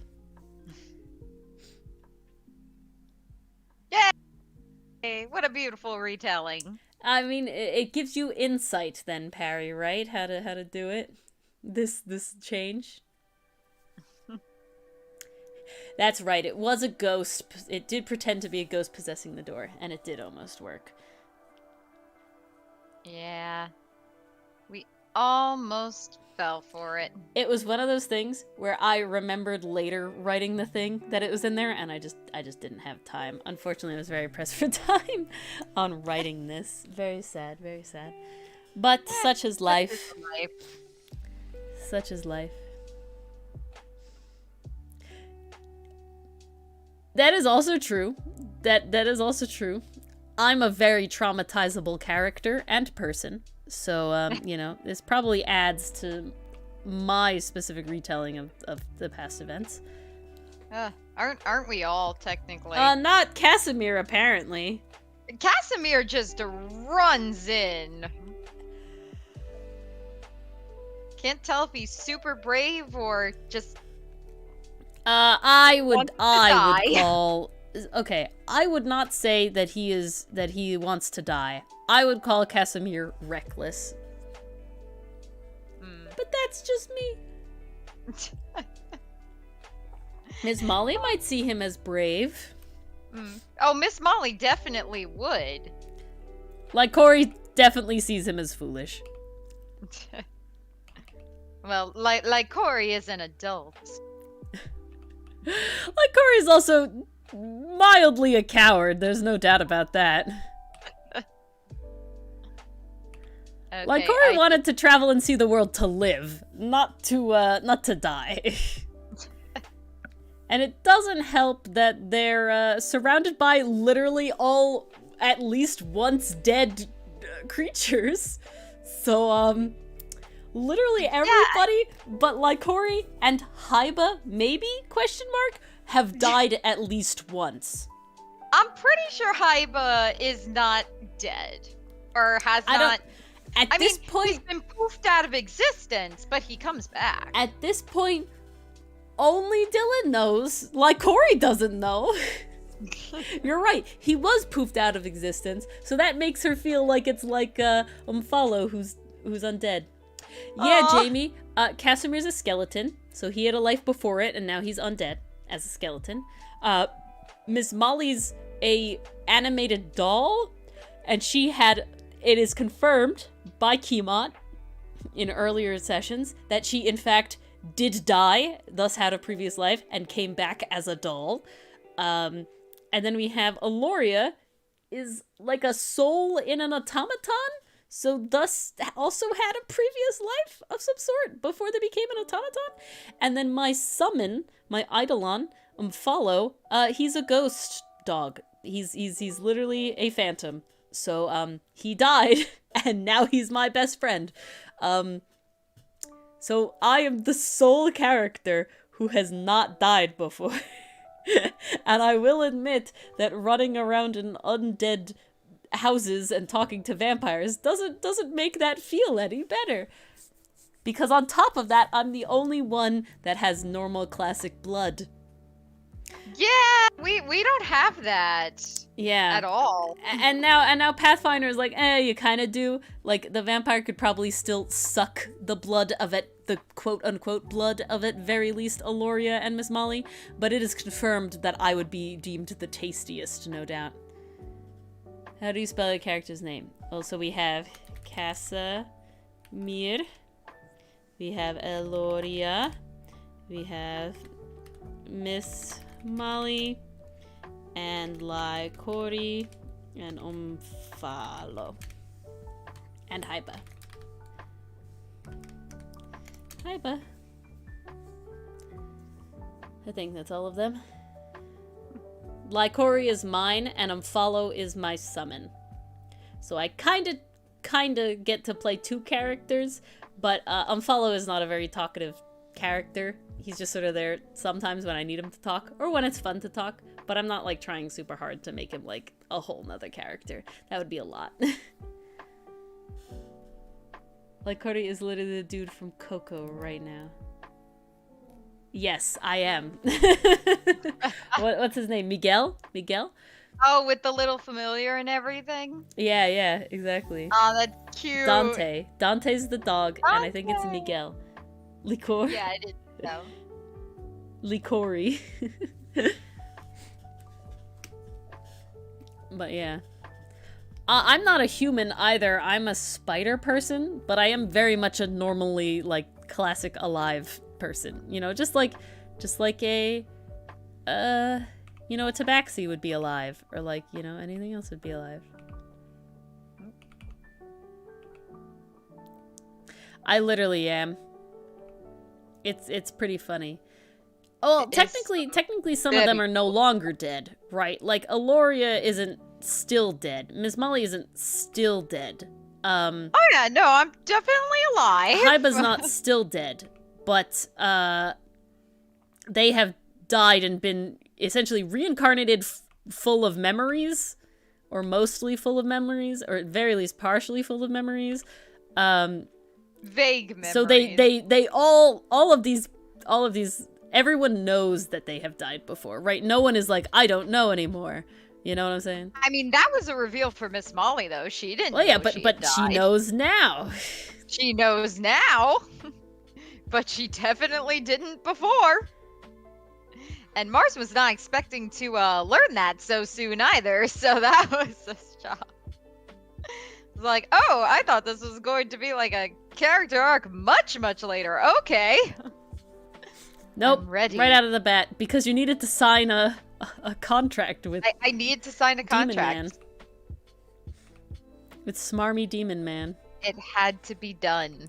That There's no like way Corey around it. very much does not enjoy and was thus very childish and snarky around.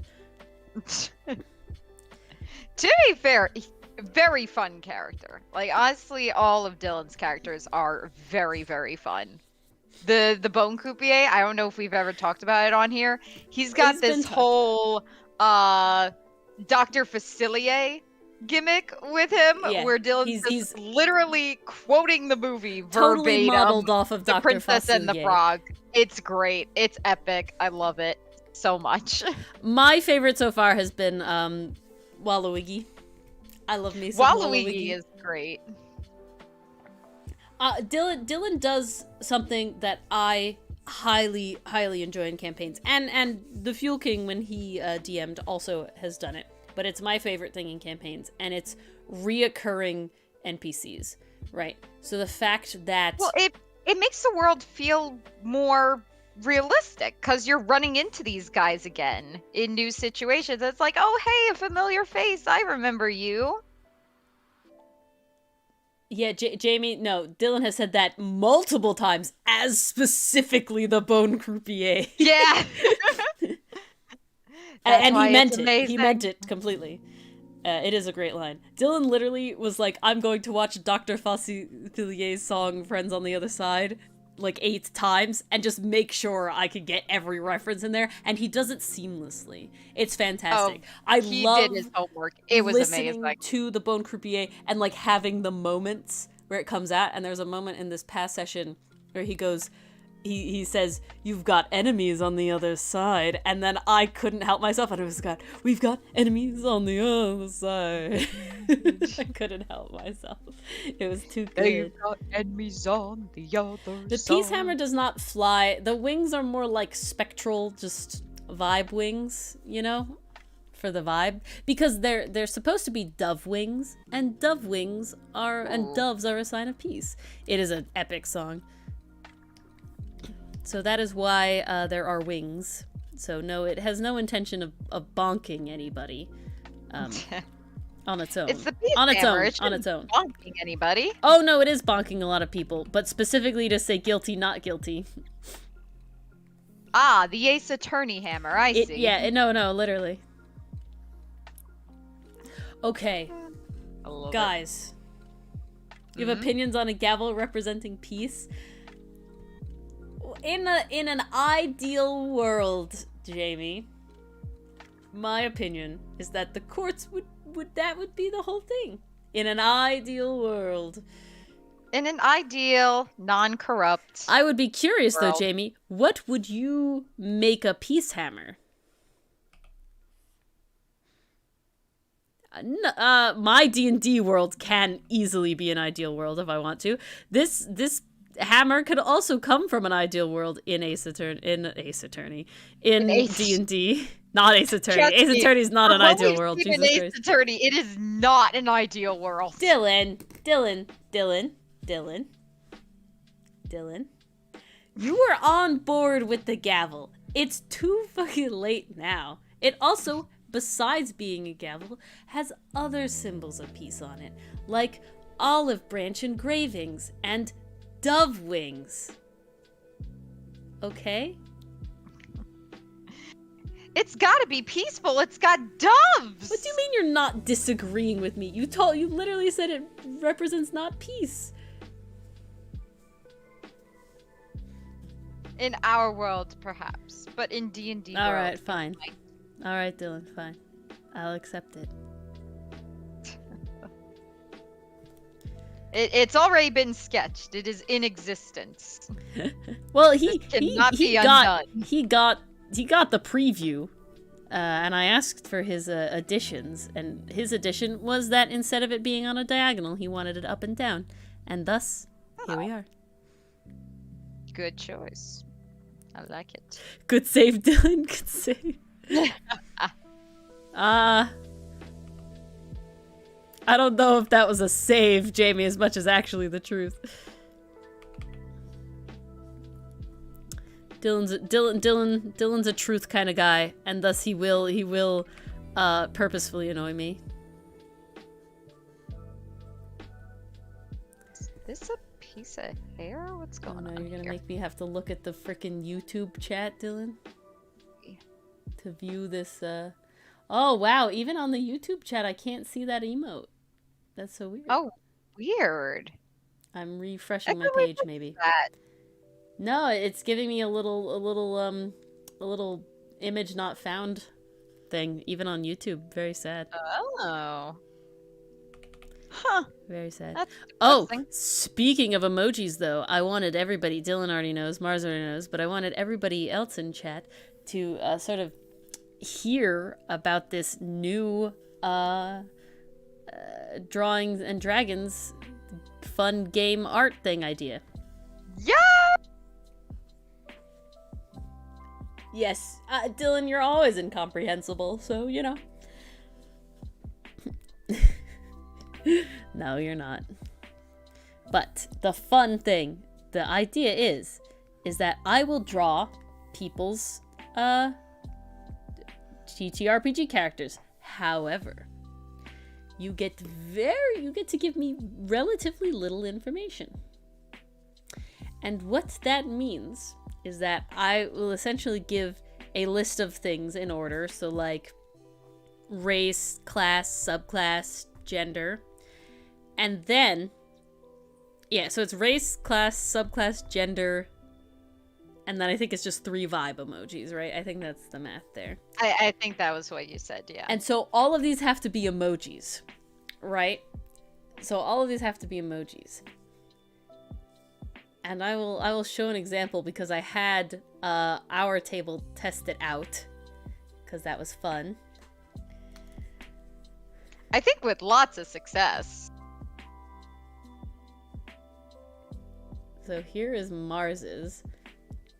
Let me get there. Oh fuck, that's fun. Good. I'm fucking glad that's Yay! fun, Jamie. Hell yeah. So here it is. This is Mars's character, Miss Molly. You only have one character? Well, so that would be fun. You regret deleting T-Mots? That was yours. You can make a new one, Parry. You can make a new one, and I'll show it. But yeah. So it's the Russian nesting doll, and it doesn't count for Mars because like I know her stuff, right? So it makes sense. Yeah, But, it's not a secret. So I will be interpreting this better than yours. Okay, just saying. But Russian nesting doll because she's a poppet, which is a doll. She's a doll. She's like a Raggedy Ann doll. So that was race. Class is a witch. So this is woman magic lady, right? Beautiful witch. Subclass. I forget the name of her subclass, but it's like winter nature vibes. So little snowflake. Very nice. We have gender is female. We got a girl here. Trying to remember, is it literally just Winter Witch? No, it's something else. It's named something else. I can't remember. Parry, if you remember the exact subclass coven name or whatever it is of Mars's character, of Miss Molly, let us know. If not, no worries. And then, so the last 3 emojis are vibe, right? So these are just vibe emojis. So the vibe emojis are pie because, pie because she likes to bake and cook and stuff. She likes making little treats. The mouse Okay, in this I got case, concerned for a second. I was like reading chat. It's just called Winter. All right. The rat Okay. is because her familiar. I think that's the word they use. Familiar is a ferret or a weasel. It's a ferret. It's a ferret. Okay, it's a ferret, and there's no ferret emoji, so rat's as close as we got. And then the last one, tried. I interpreted this one as she's like childlike. She's very childlike. It's a little stuffed toy teddy bear thing, right? So like that's the vibe. Definitely what I was going for with that. You nailed it. Yeah.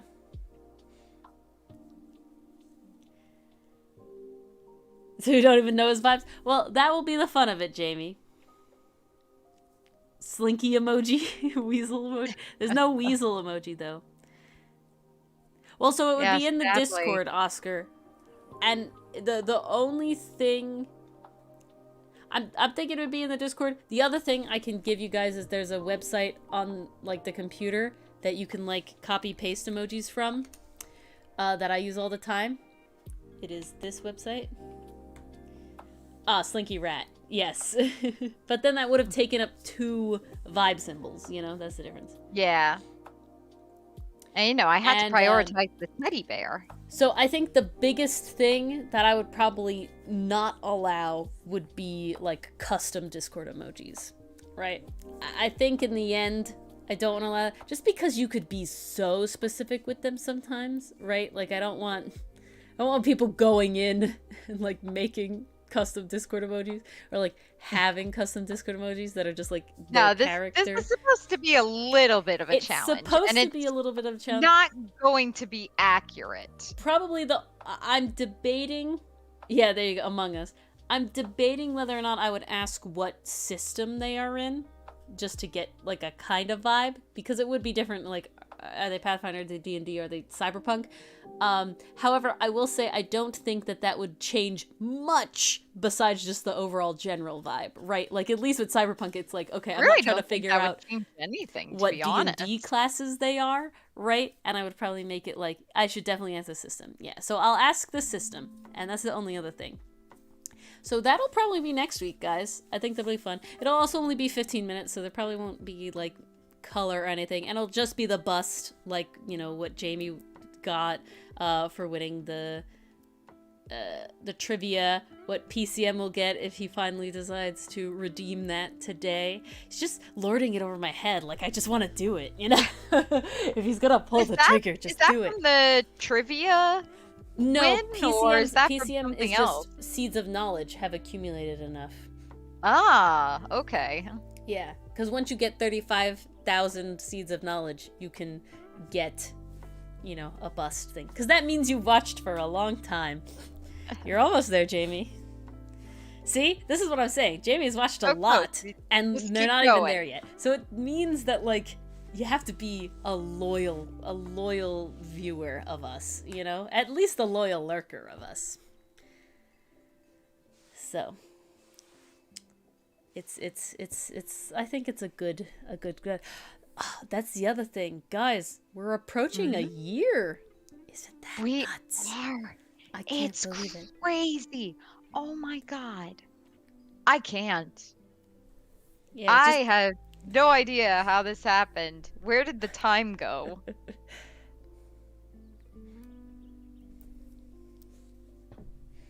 Yeah, Oscar, you get more points by participating in the chat plays games. We give out points for those, so that's how you can accumulate points faster.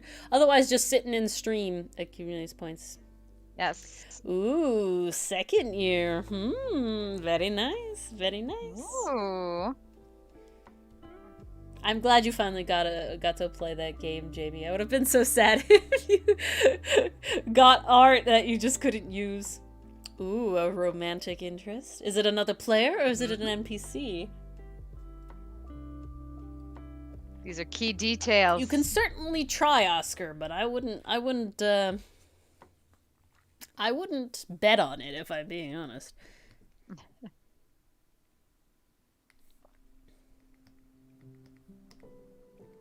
An NPC, very nice, very nice. Oh. Oh goodness. Will romance blooming in I D&D? try to do these things. Yeah, we're definitely not a table that does a lot of romance. No, The I think closest we got was with the watery grave, and it was all like accidental Accidental. subtext. dating. I went on a date with the captain, but I really didn't mean it to be a date. I just wanted to be his friend.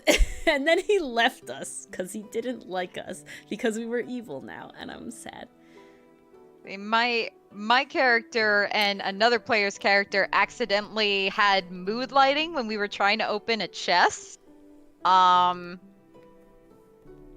go anywhere. Did we get the Ooh. chest open? I don't think Yeah, it you opened did. until the next Yeah, day. I don't know if you got it open then. In that campaign, we were all evil because we made a pact with a demon lord. To bring our dead yes, friend to revive back our to dead life. friend who was solely dead because he really needed to try and heal his beast companion as a beast master ranger instead of living. Well, That was more important to him. it really did not go well. Well, good luck with And that it, was Jamie. so early in the campaign. It was too. literally like session that it like happened. 3 maybe at most. It is I the was like- first line in it is the first verse in the shanty about that campaign. It was also like, as a first-time D&D player, I was kind of staring at my screen like, is this normal? To have No. a death in like the 3rd session? It's certainly not. Well, I didn't know that. Well, you have known that now. Yes, now I am smarter, wiser. Hardened by the campaigns. And Jamie, I'm glad that Augustus has all the riz to back up his stats. That's always a plus. Oh have snap! the riz, That is otherwise- hella riz. Dang. Shooting his shot, you know? Oh man, oh man.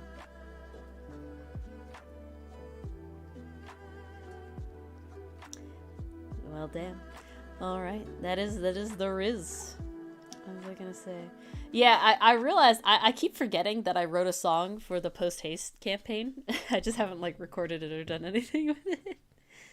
Dude, record it. I want to Well, hear I it. have to finish. The only reason I haven't is because I have to finish like a full version of the Watery Grave 1, and I just haven't gotten there. Oh, I see.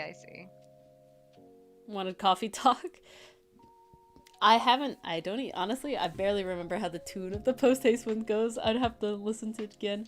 Well, look at it again. I'm gonna look at it now.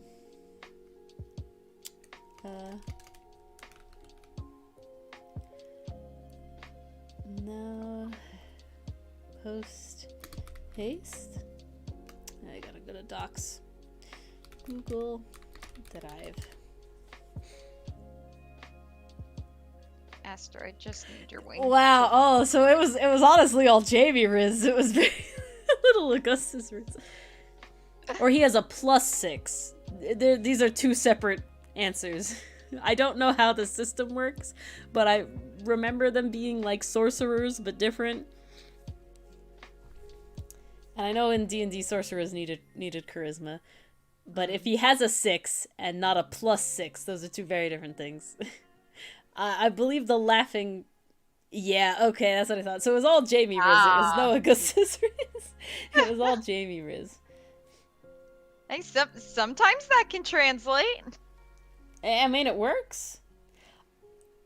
We do know that Dylan has the Riz, and thus, even though Ostrogor did not have statistical Riz, Ostrogor was pretty Riz. Oh yeah. It's based on 5e. That's what I remember it being.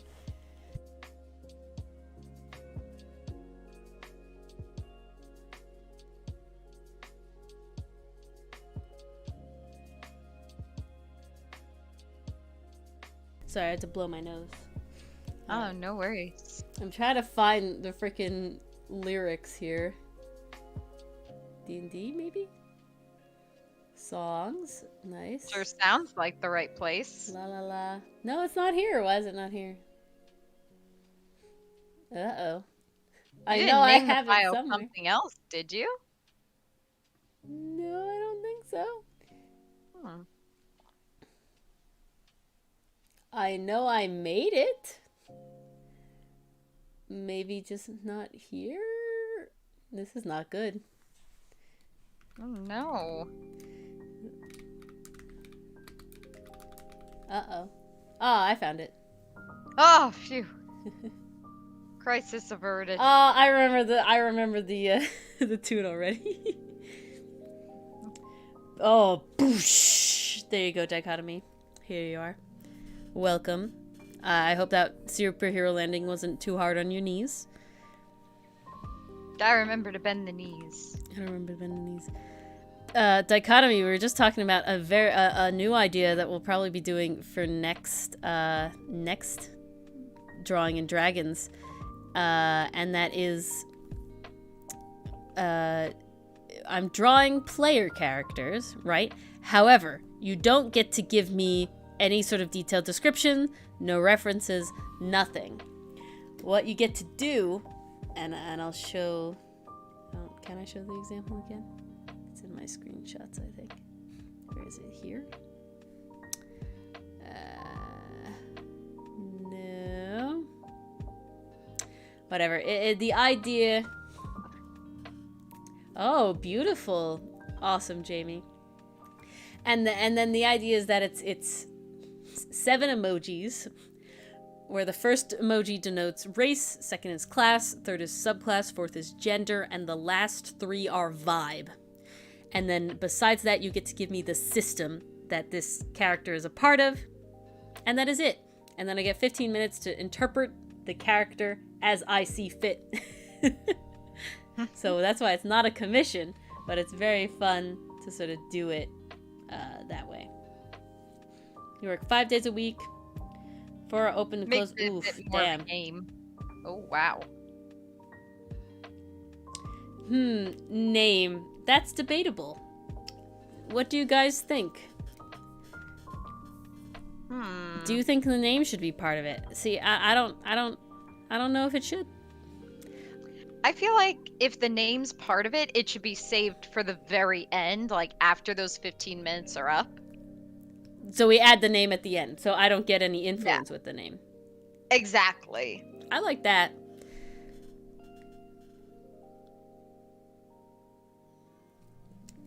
Help with that conversation? I'll probably just give it a funny sort of like whatever, you know, so it's like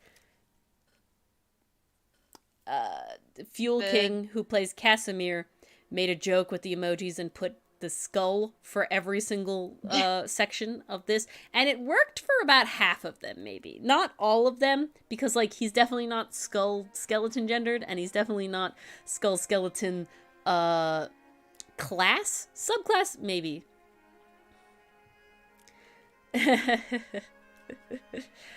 But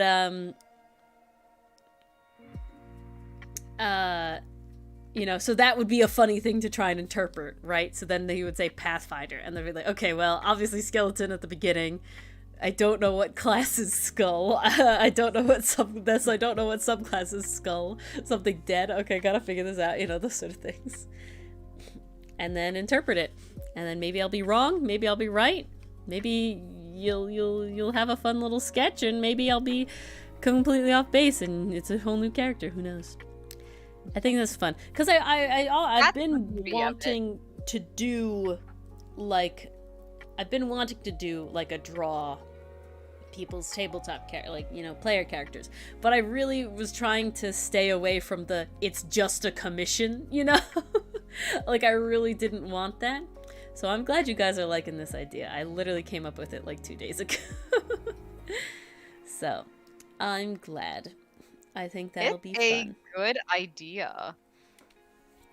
And they're just gonna be busts. Nice when it's a good idea. Well, yeah, they're just gonna be busts because I had there's a brief sort of different. Yep, it's for this same day next week. It's always Drawing in Dragons. So essentially every art challenge thing is for Drawing and Dragons night, because solely that's the night where it's like the least planned otherwise. Does that make sense?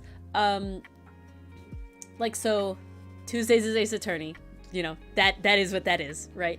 And then Thursdays is chat plays, so that's already the thing. And then Comic Corner, the quote unquote structure there is talking about the topic, and then I am working on the comic, and sometimes Mars is working on the comic.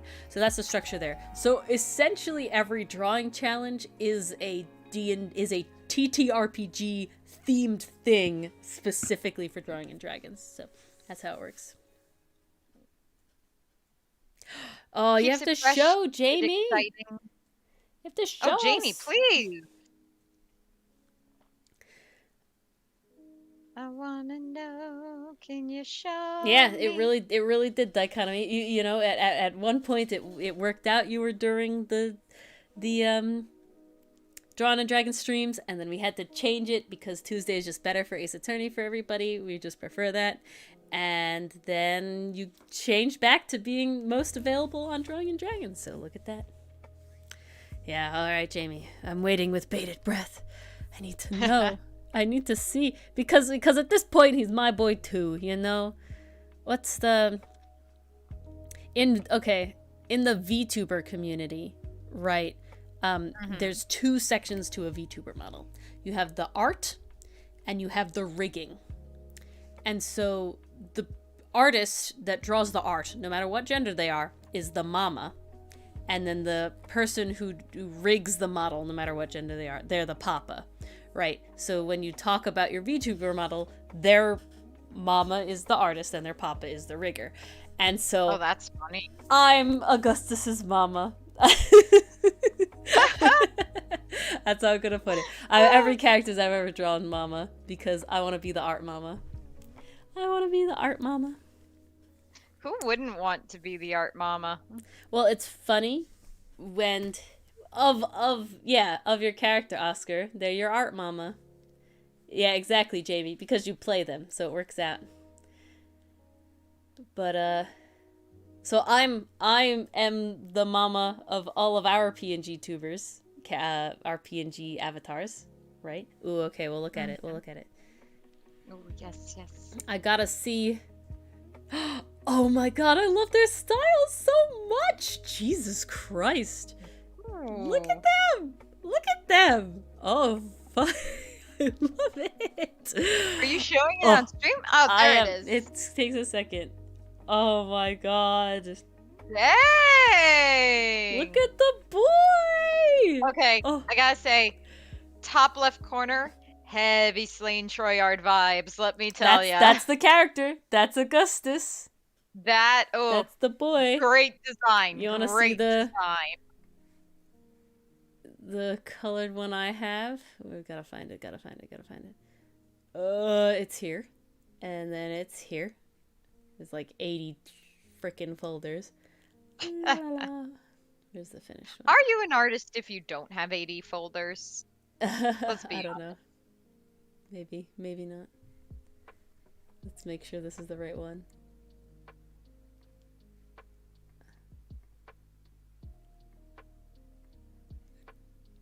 Oh, there's too many. Which is the correct one? Oh no! I think it's one of these. I don't know. Here's at least this is the sketch one, I think. So this one. Slain Troyard. I'll get an image of that guy. Slain. Come on, Troy. It is a compliment. Maybe he's not as floofy. I think he looks more He's like... up there. He kind of looks more like Slain toward the end of the series, though, not the beginning. Slain has There's so way many more good hair ones. floof Here's a good one. towards the end. Here's a good one. Open image in new tab. Here it is. Oh, it's so tiny. I'm so sorry. Ah, man. There it is. That's okay. We'll live. Here it is. So we got him. There he is. We got him versus this one. There you go. I mean, definitely not exact, but in the other drawing, It's the vibes. yeah. It's definitely the chin. I see it in the chin a lot. I see it in the chin, expression. Little bit in the eyes. Yeah. Like, come on. It's peak character design. No, it is. I mean, like, you know what my style is, so like, you know, this is the shit over here. Eh. Well, lately our style has been nothing but undercuts, so we have moved on. Milano has the floofiest hair on the face of the planet. Milano has so. very floofy hair. Ferrix is kind of up there. I have been coloring Aster all day. I'm even coloring him right now. He's got pretty poofy hair as well. Definitely not as poof, but he's got a good amount of fluff on his head. But yes, what was I gonna say? Dichotomy artist is like a very broad term. I guess creative is the better one, you know, for more general.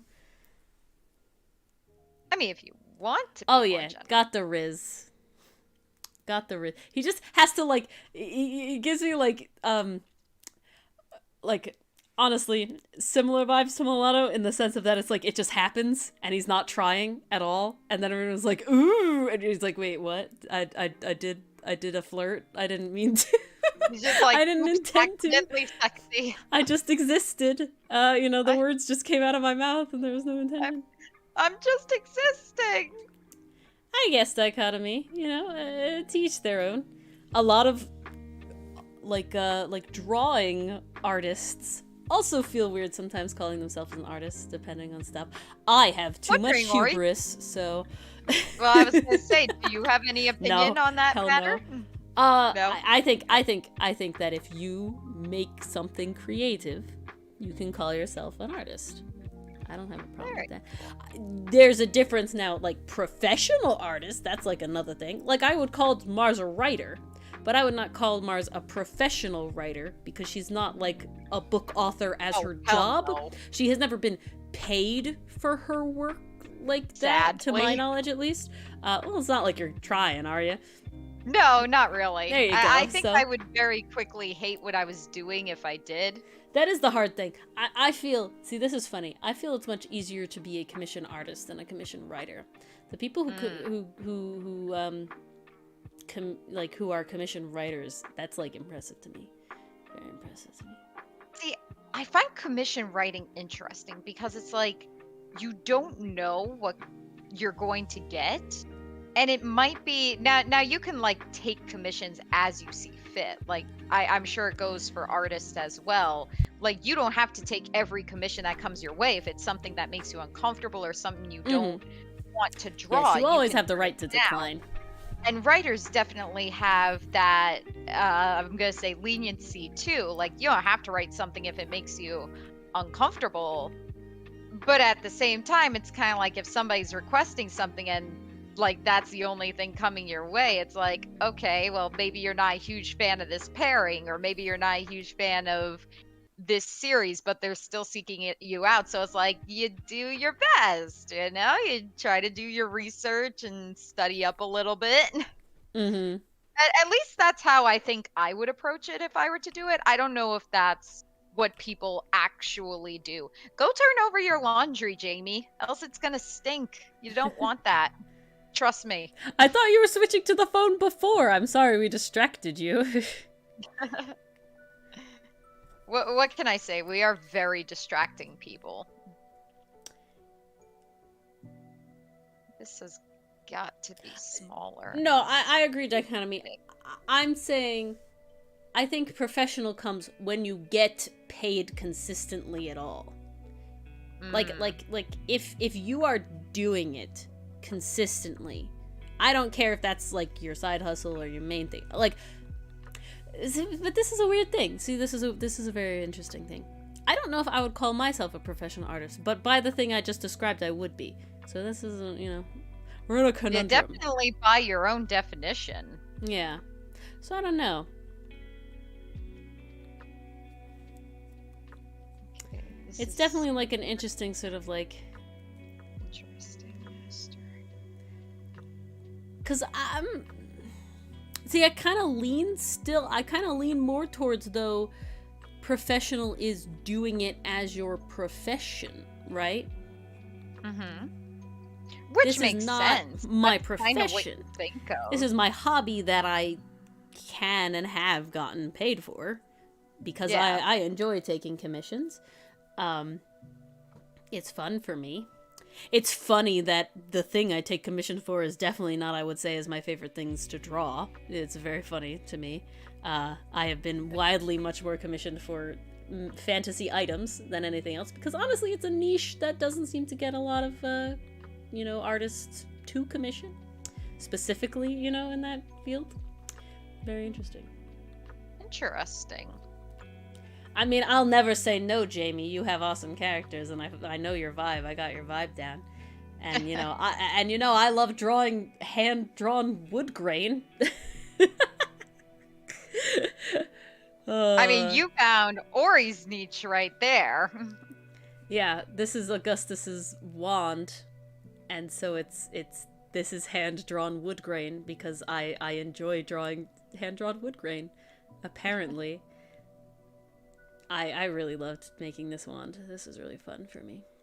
I think it shows, personally. Fancy and schmancy. Yeah, I really had fun with this one. It's like wand is nice, and then wood and feather. It's like all my favorite things.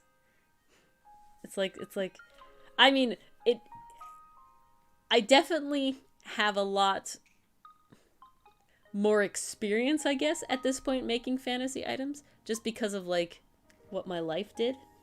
Mm-hmm. Well, that's exactly why I did it, Jamie. When I looked at Harry Potter wands, I will admit, when I was like doing research, I was like, these are all really sad. These are all really sad. And then so I was like, they could definitely stand to be more creative. And then so I was like, ooh, okay, we're just gonna go ham. And we're just gonna make the phoenix feather like a part of it in the design. And there we go. Ta-da! Beautiful. That's why it has a feather, because of the phoenix feather. And I think you wanted the twist, so that's why it has a twist in it. And those are big things. Okay. Ooh, I gotta hear about this, Jamie. I gotta know about the getting of the wand.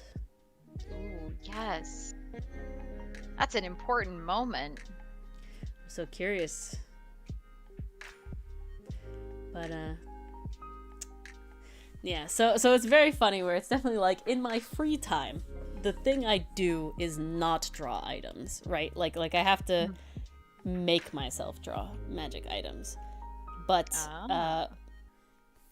I certainly much more enjoy drawing characters, and specifically, our characters.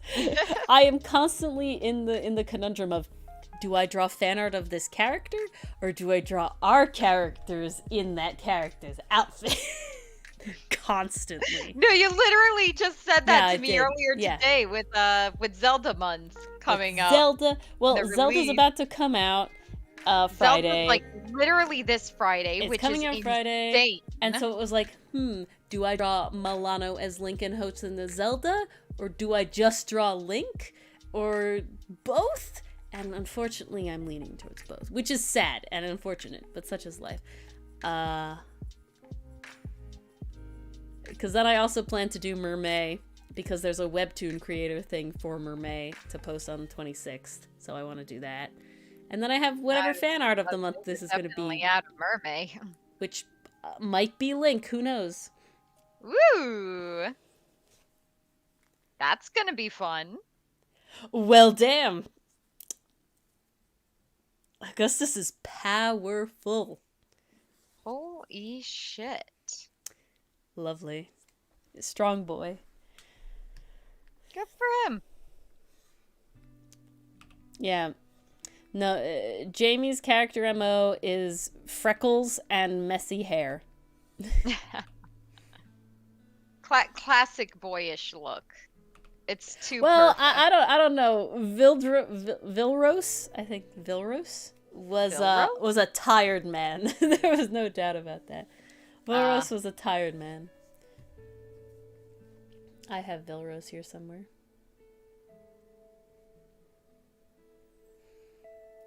It's this And then is it from here?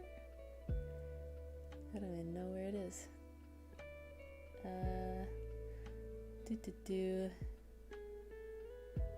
Channel points? Nope. Oh. I'll find it somewhere. Or you ever hit a point when drawing or coloring and for some reason your knuckles specifically are just like, yeah, no, we don't want to do this anymore.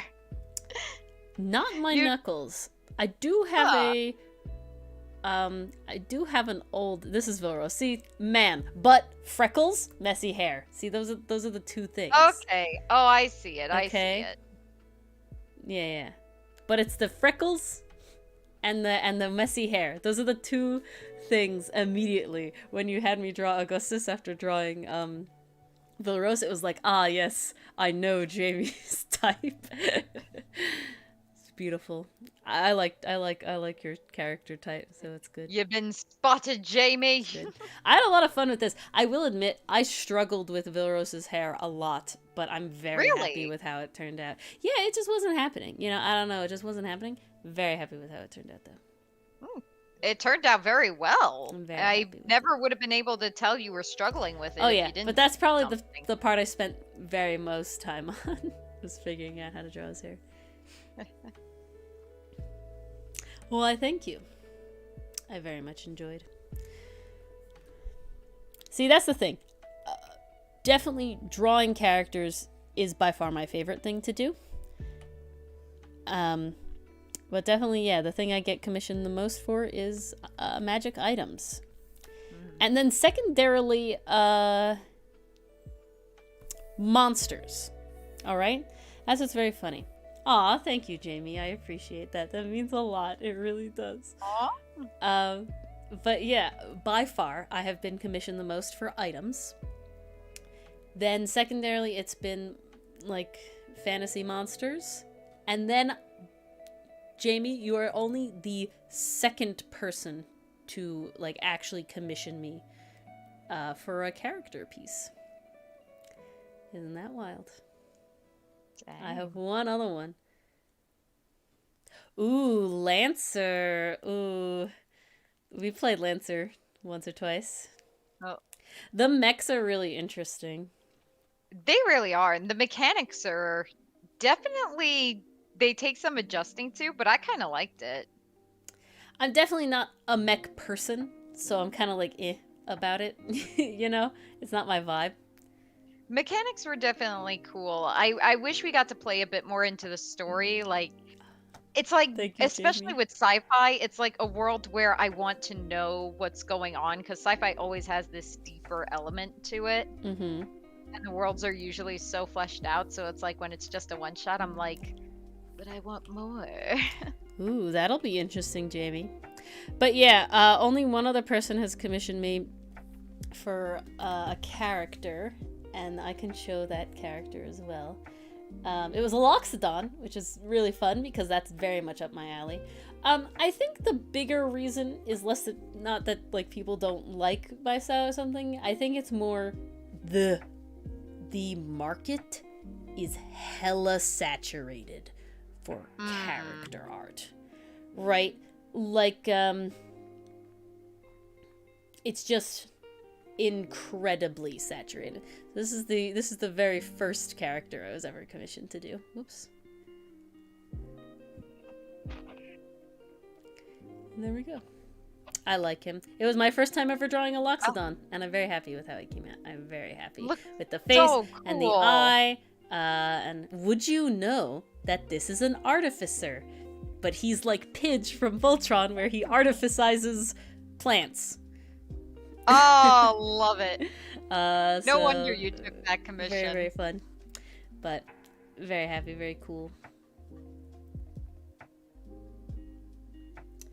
Ease. That Which do I find goes most Actually awesome. smoothly? See, it's very funny dichotomy because I think without a doubt it's items. However, I cannot tell if that is solely because I have thus at this point done that the most, right? But probably I would also say items take the least amount of time, without a doubt, because Really? yeah, it might be because you sort of get like I know what a hammer looks like, so now I just have to like make a cool thing. My favorite commissions are so my favorite item commissions specifically, I like making people's character ideas a reality. So I like people who like have a character idea and then I'm like, cool, I get to put it together. But my favorite item commissions are sort of, here's the weapon, here's the thing, and here's the vibe, and then do what you want. Oh, and you kind of just get to have free range. Yeah, so my favorite item commissions are from this one person that has repeatedly commissioned me, and they specifically like Ben 10, and their whole thing is that they're like, here's an alien, here's the weapon, item, armor, whatever, and to combine them, and that's my favorite thing. I really, because it's like I get to be pretty creative with it, and they don't have any like specific expectations necessarily. It's just like, yes, Gravitack would be a good hammer. Make it a hammer. I'm like, nice. So that's fun for me a lot. And just like, I do like the concept that is design a good of it. Vibe. But it is definitely like the less reference given, the harder it is, because you are like communicating with this person to try and get their idea that they're trying to communicate verbally with you with whatever references they have to make it. Oh, I will say, have you ever had a challenge with that? I had one commissioner who was a repeat commissioner that was very difficult in like stating all the things he wanted at once, right? So it's very much like I'm so glad, Jamie. That's my favorite thing. I'm so glad that it helps out. That's the idea. But it was just very much, it's like they would give a design, like a design idea, and then I would do it, and then it would be like, oh wait, but I wanted blah blah blah blah, and it's like, okay, so this way, and and it's just like made a lot of edits, very specific, versus most of the other people that have commissioned me have like some desire at least for like my personal artistic representation of it. And I will say my very favorite commissioner for an item is actually someone that I didn't realize would be a repeat customer, but they are, and I'm very happy with it because I enjoy working with them.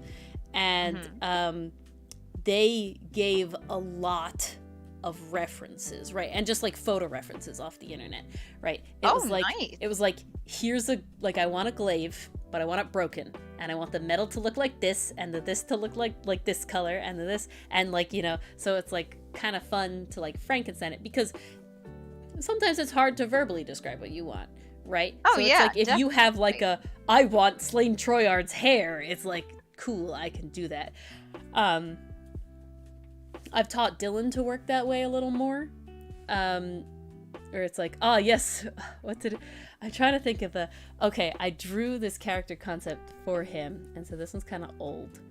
And I have to find it. What is his name? Crap, what is his name? On a hunt. Wizard. There. I remembered that I called him just Dylan's Tiefling Dunamancy Wizard, so it worked out. I drew this character design. Yeah, verbal descriptions are very hard. But I drew this character design, and he was essentially the sole thing that he asked me for, was that he had the spear hero's hair from the Rise of the Shield Hero. That is very specific. Damn. Well, he liked it. Rise of the Shield Hero. Just gotta find his image. There he is. So it's like, yeah, that's what I did. Ah, I see. So, there we are. I mean, he's got good hair, like, no cap. Oh, yeah. No, there is no denying that. Come on. Oh, I love digitigrade legs, Jamie. So, whenever I get the chance, honestly, half the time, especially with our table players, so that includes Mars and Dylan and Fuel King and our one other player who plays Aloria. I like have to fight for two green legs. None of them ask for them. I have to fight. Mars has a character Gilith, which you might remember from our last campaign if you've been around that long, for those talks. And she doesn't have digitigrade legs, but I wanted her to. I But drew you a gave her concept with it. I gave her what?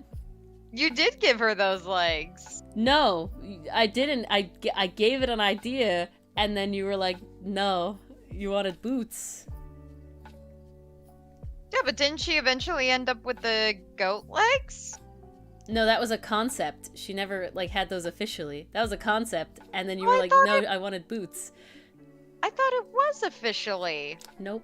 Because then eventually I was like, no, that's cool. I think I do want that. Oh, well, her legs were never drawn Oh. after that, so it didn't matter, really. Oop. Oh well. But I always have to fight. Doug, Fuel King never wants it. Fuel King never wants it. Ever. Aw, sad. Never, ever. And honestly, Aloria's player hasn't really played characters that I would, like, give it to, you know? Simic Hybrid, like, Well, I don't for automatically all think the about wall that. climbing that they've been doing, Yes, we'll draw them next week. oh, you could beautiful. get some kind of legs out of that. I'm not sure what kind of It's, legs. yes, but Noop some Noop. kind. Well, Noop Noop has one of my favorite things, PCM, and that is wings. I love feathers on characters. Okay, and the second thing that Neffy has is many eyes. I do like lots of eyes. It'll be fine. We're constantly in a struggle at our table that humans are the most boring looking race. And they are. You can't I mean, convince me You're otherwise. not wrong. Visually, I don't I'm care a about. human and I'm very boring. I don't care about, like, oh, they get all the feats or whatever, or they get all the, like, I'm not ranking them on that at all. Yes, I know your Sona is all feathers. Oh, Jamie, you might like to Did see. humans fall when we this- did Smash or Pass D&D edition. I'm trying to remember where we ranked humans on that. Oh, they were the lowest for me. They were definitely on the low end. But I think certain, like, gnomes and stuff, I don't like the proportion of gnomes and halflings and stuff personally. You know, so it's just like they were down there too. Oof. Yeah, this is a commission you would like, Jamie, I think a lot. I think it's this one. Yes, it's this one.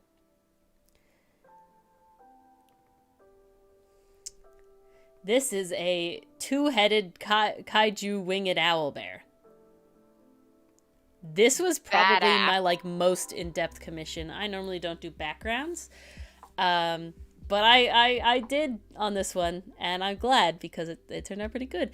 But look at them details. Look at them epic feather details. I'm very proud of the patterning on the feathers and everything. I love drawing this, like, highlight on the feathers to show the feather texture and everything. So very, very fun for me. It really shows that you had fun with it. Well, yeah. Like, there you we could go. see that when you look at the artwork. I like this one a lot. And the commission before this that was like, you know, I can do, like, kind of simple backgrounds was a Hydra thing, which is this one. Yeah. Oh. If you commission me, I will always remember your name and what you commissioned me for forever. It's ingrained. Yeah. So this was a 3-headed Hydra. It's not a banana.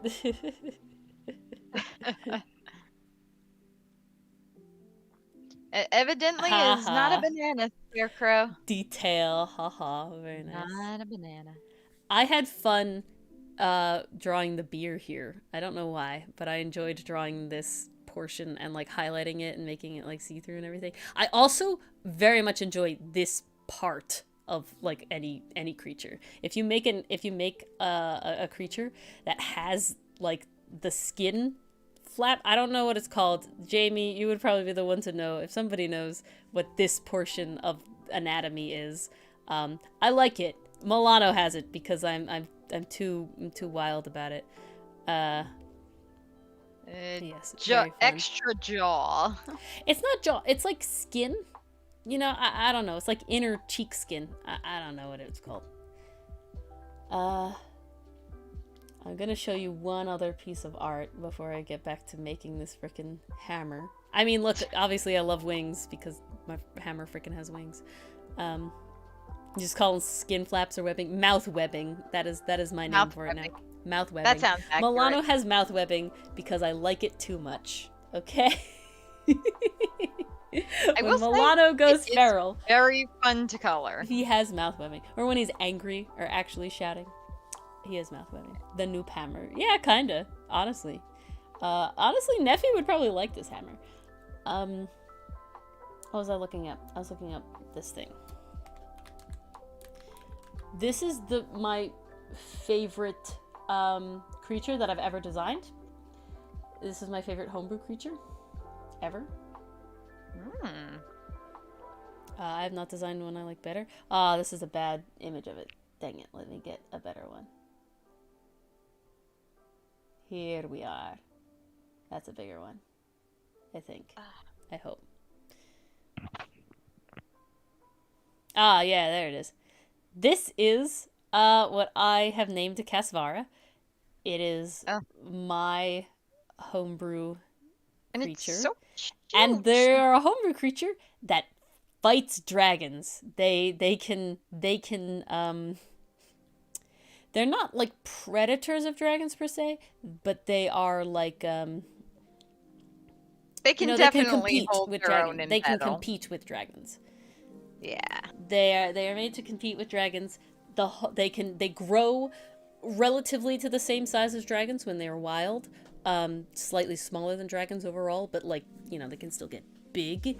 The whole idea is that they can't fly, but they can jump very high, with the aspect of that they jump to catch the dragon and drag it down. No, PCM, it is based off of, yeah, essentially. So Jamie, so both of these things, they're based off of the fantasy creature called the Ichneumon, which is actually a creature that did in fantasy fight dragons. And it is specifically based off actually the mongoose. And thus the mongoose has the genus Ichneumon, based on this mythical creature, the Ichneumon, that fights dragons. And that whole concept is what caused this creature to exist. And I really like them a lot. They're very fun. They come in different colors. It is a very good concept. You know, we have pretty different colors. So they can come in different fun colors. Yes, they have the mentality of the honey badger. They're also just as intelligent as dragons, sort of at the same rate. But yeah, they're not hunting dragons for like food, but it's like they will compete for like caves and, you know, their actual food and like other resources. Dang, audio. Survival of the fittest. Audio is AWOL. Oh damn. MIA, that's the word I wanted. Yeah, exactly, Jamie. Very much so. He missed the TPK. Oh no. Oh no. Oh, as a DM, that's the worst. But yeah, so that is the Casvara, which is my absolute favorite fantasy creature I've designed. Hopefully Unfollow will take that spot, but we'll see. And technically he wouldn't be a fantasy creature I designed in the sense of like there's no lore and stats and shit with it. Trying to think if Dylan has made me make any. Oh, I do enjoy the Arkenwolf though. That's a cool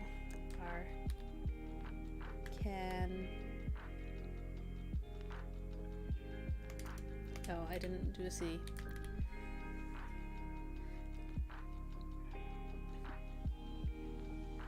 How would I feel? I mean, if that's... Honestly, my very ultimate goal is for every character to live. So, you know, if that's what it does to live, I don't really care. I will say I did have fun drawing Neothel's corruption on his tarot card. Because I do like drawing weird, cool tattoos. I do like this creature. This creature is cool. I don't know why I can't find the other version that I want with the darker background. But I did like this monster. He's very cool as well. I mean, for good reason. I do. Sometimes, you can't, okay, but you can't forget Ilmarinen. Absolutely not. I do enjoy Ilmarinen. What a classic.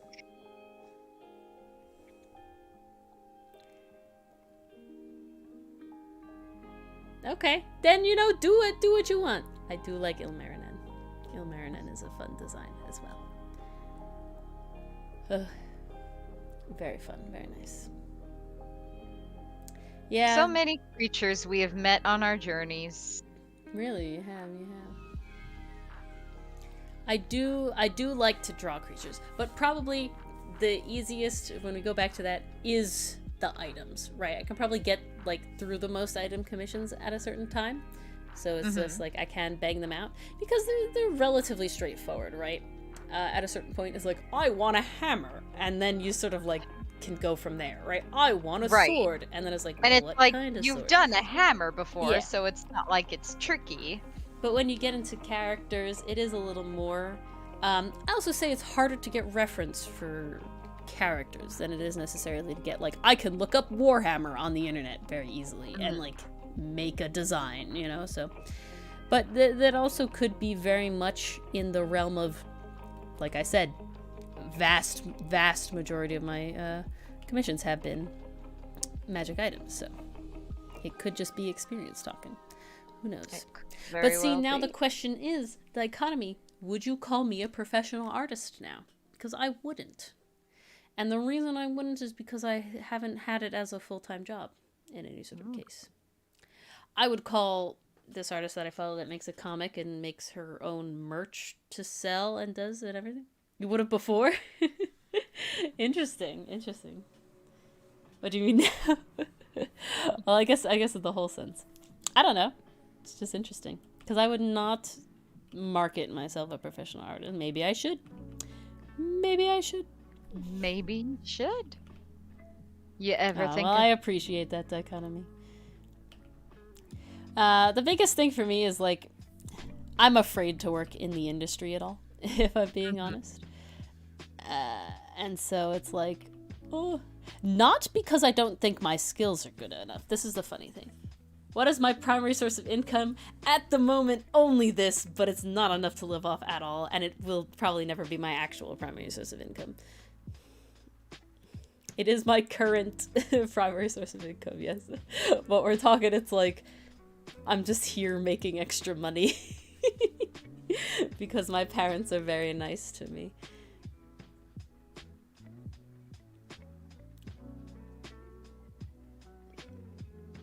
Yeah, so that's just happening. Yeah, that is true, Jamie. This is very kind true. of like a job? It's kind of like a job, but it doesn't even make part-time minimum wage. So, you know, I don't know. Therefore, professional. All right. But yeah, the only reason that Can't argue with that.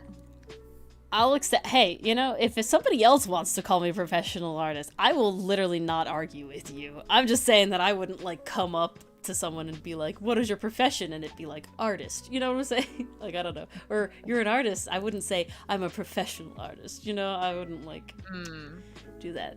Like it's not Mr., it's Doctor. You know, like, I wouldn't do that sort of thing. Yeah. You could try, PCM. You could certainly try. I don't remember what I was going to say. I got stuck. Brain, try it again. What if someone said, what do you do? It really depends on the person.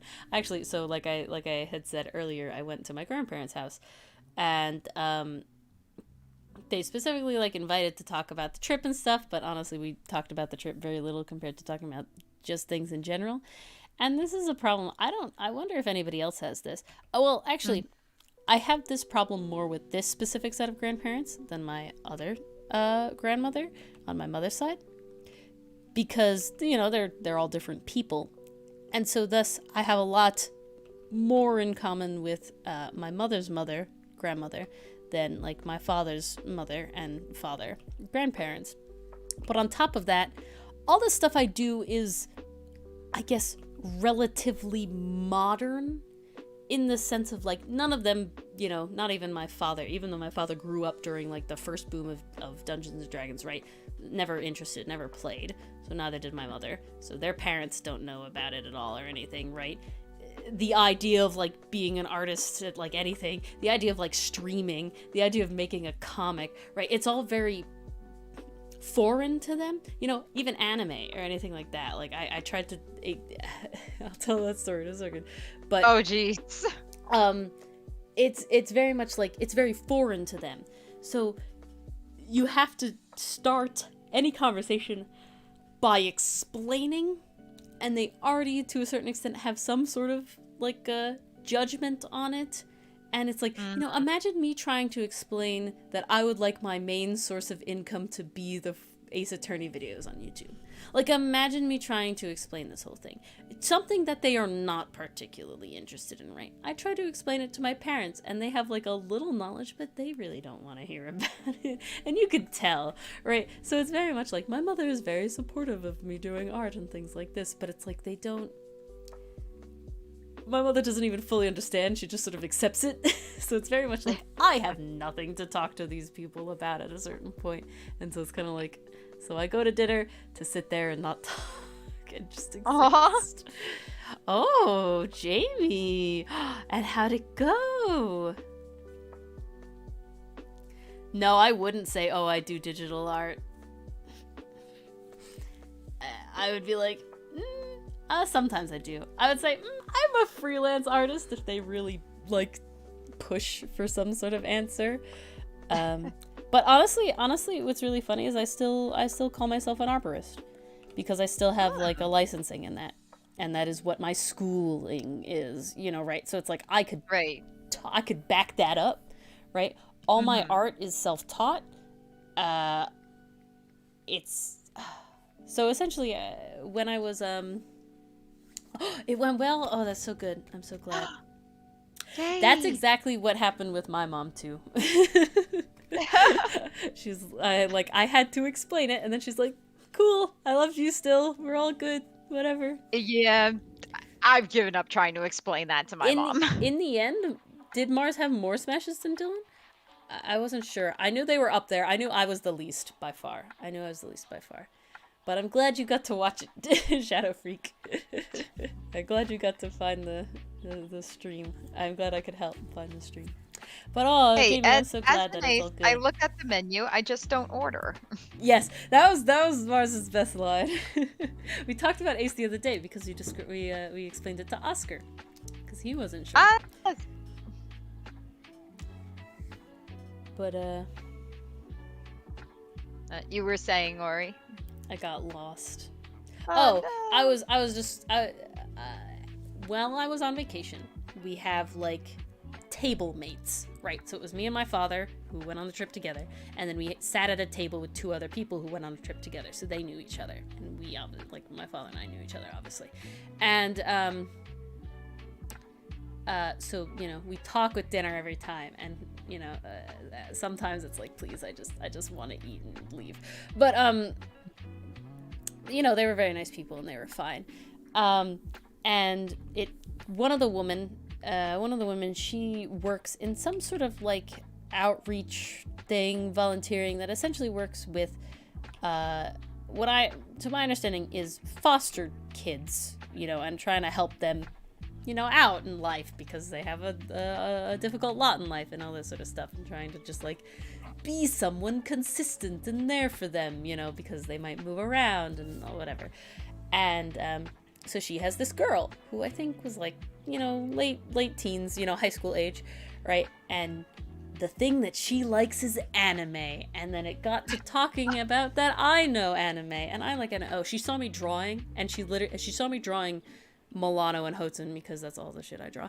And she was like, oh, is that anime? And I just sort of brushed it off and was like, yeah. And my father's always like, oh, well, it's like, you could tell her, like, yeah, it's the anime style. I'm like, I'm gonna tell you, half of the internet would not say that my art is the anime style, right? Like, we're getting into the weeds here. I mean, but inspired by maybe. very inspired. It's honestly mostly inspired by Western animation that was definitely inspired by anime, right? We're like 2 layers removed at this point.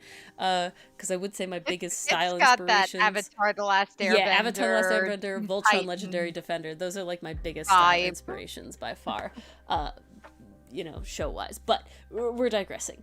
And so essentially, she at dinner like asked to help that yeah, exactly. See, this is what I'm saying, dichotomy JV. See, we're all on the same page, but they don't understand what's going on, right? We're here. Exactly. If you went on the internet, nobody would say that, yes, Ori's art is anime style art. It's like, no. She watches anime. Right? She definitely we can is tell an she enjoyer watches of anime. it, but this is not But anime this is style. not anime. But the point is that, so she at dinner she was like asking me to like explain it to her, like talk about it to her, because she wanted to try and connect with this girl that she's like the ward of, essentially, right? And which is super sweet. yeah, so I was like, yeah, so I'm trying to talk about it and I'm trying to explain it, and I'm just going, right? And at some point my father mentions, he was like, ask her, it was because, so the woman was like, oh, she's into Japanese literature, and I'm sitting here like, she totally means manga, like, I bet she means manga, like, it's definitely, she means manga, she doesn't mean anything else, she means manga. And she's like, so I got her like this book that was about like Japanese tales and all this stuff. I'm like, oh shit, she meant manga, she really meant manga, like, I swear she meant manga. She's like, yeah, that wasn't really what I meant. And I was like, yeah, okay, so she meant manga. Let's talk about that first. But essentially, like, I was just talking and trying to explain and answer her questions, and my father just brought up and was like, you should ask her what her favorite character is. And I was like, yeah, and what her favorite show is. And my brain literally didn't even think about the fact that this woman didn't realize that saying you like anime is saying you like cartoons or Disney movies, right? Like she didn't realize that. And it's like, oh yeah, You didn't realize just how many different saying, anime like, there are. It's I not like just one cop single shows, thing. right? Like, Yeah. that could mean Brooklyn Nine-Nine, that could mean Law and Order That could SVU, be like, NCIS, that yeah, could be Psych, that could be, Like, there's and so they all many vary. options within that, right? And like, it didn't even process to me that she didn't realize that this was like not even a genre, right? Because it's a fucking amount of anime genres, but literally just a style of art from made in a specific place of the world, right? Like, that's specific. And it was like, damn, this is so weird to me that like I didn't even process that originally. I was like, okay, now what do I do? And I hope that she got a little bit, because then she's also talking to me like how do you make commissions? Oh my god, this is the other thing that got me, that like really caught off guard, was she asked me why people commission me. And so now I'm trying to explain why people commission me, because it's all TTRPG related stuff, right? And so it's like, okay, because they make this character and they want, to have a art of it, to see it all the time. And they're like, but what do they do with it? Like, it's not theirs. Like, if they give you the idea and you draw it, isn't that your work? And it's like, no, like, it's not my idea, like, I might have inspiration for it, but it's like their original concept.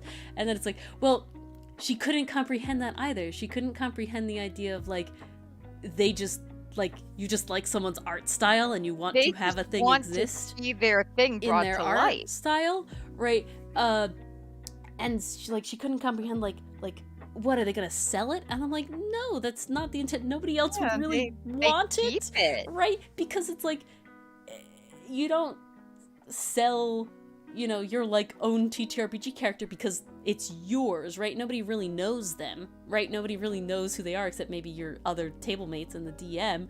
But it's just like, well, exactly. I finally got to a point where I was like, okay, you know Harry Potter, right? All right, now pretend that you are an author that made a character Harry Potter, and you want to see how Harry Potter would look based on your description, right? So you hire an artist to draw him. You hire an artist to draw his sword, his wand. I mean, he also has a sword in the end, so I'm not like totally far off. True. But you know, this sort of thing. And I think she was kind of getting it, but she really didn't seem to understand the idea of like, if you're not putting it in a book to sell, right? Or you're not like doing anything, that it's like a sentimental thing for people, right? Like it was kind of hard, or just not even a sentimental thing. Like people hire me to draw items for their campaigns as the DM to give to their players, right? To show to their players. And then you also have players of, I got this really cool item for my DM, I want it drawn so that I can then also get like, you know, because it's also like a reference at that point sometimes, right? You know, for having other epic art with their character having the item in it, you know, and this sort of thing. Okay, I want to hear this explanation. But it's so funny that it's like, you know, this is the problem I have with like trying to, like, you have to have people in your life who are older, who don't understand, that are very invested, like this woman was, in trying to understand, but you also have to figure out where the beginning is, right? I think that's the... it's like, where is your current understanding? All of my hobbies and life is surrounded by relatively, I think D&D is like, you know, I mean, anime is kind of old, but it's not like super old, you know, like anime has 80s stuff, right? And D&D has like 80s stuff, right? But that's as old as it gets. That's my parents being, you know, like teens and young adults age, right? Like that's not their parents already, right? So we're already a step removed. And trying to explain that all this relatively modern stuff is what I'm interested in and what I'm doing, and anything saying about that is like I have to start at the beginning. And that's the hard part about having a conversation about it. I don't know if you ever come across a story, Well, but do you good night, ever Dichotomy. feel Thanks for like, hanging out. oh, good night, Dichotomy. Good to see you as I hope always. you're having fun with your month challenge. Haven't really been around the Discord. Yes, next week will be super fun. Tell all your friends. Tell everybody, you know, everywhere about it. I'm gonna, you know, Monday it'll be up for information and stuff. Tell everybody. I want to have a lot of people. We want to go get all them characters done. I think this will be... Yeah. I hope that this will be another fun one, like drawing D&D monsters hot. Oh, I'm glad it's going well. Oh, it shall be. I hope. I have faith in this. You know, if my niche is that, I'm okay with that. But what I was going to ask you, Ori, do you ever feel like you need Jamie. to defend your interests in these niche hobbies, particularly to your family? Like, at this point, I've kind of like let go of the whole, they're like, I think it's pretty much established, like, one, it's not really like, nerd isn't a like mean word anymore, but also it's like, as someone who's not like in like middle school, high school, so like there's no more popularity contests, it's like, yeah, I like anime, I don't care what you think of me. But it's like with family, you're kind of like, at least on my end, I'm like, oh god, please don't judge me, and please don't do your own research into anime, because you are not going to like see why I like it. You're gonna find something completely different and think I'm a whack job. Yeah. Like, do you ever come across that or have that feeling? So I have that feeling with certain parts of my family. I find I my totally agree. my mother is incredibly supportive of everything I do. She very much loves me and is like, if you're happy, I'm happy, and we're good, right? So she is very helpful when it's like, Mom, I have stream tonight. I need to leave Grandpa's house to get home by 8 o'clock so I could like be ready for stream. Like, she accepts, like, she respects that, right? She respects that I play Dungeons and Dragons, you know, or Pathfinder or whatever on Saturday nights with my friends, right? We have one player who his parents don't respect that, and it's unfortunate, you know?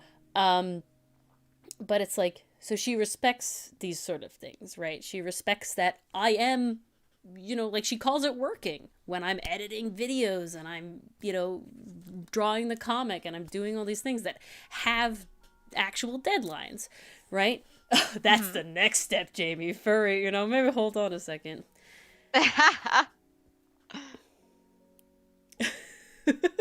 There has only been one time, Jamie, and I'm very like aware of it happening. There's only been one time, and I like closed it, like she didn't know, because I have like a second tab open. I always have like a second tab open.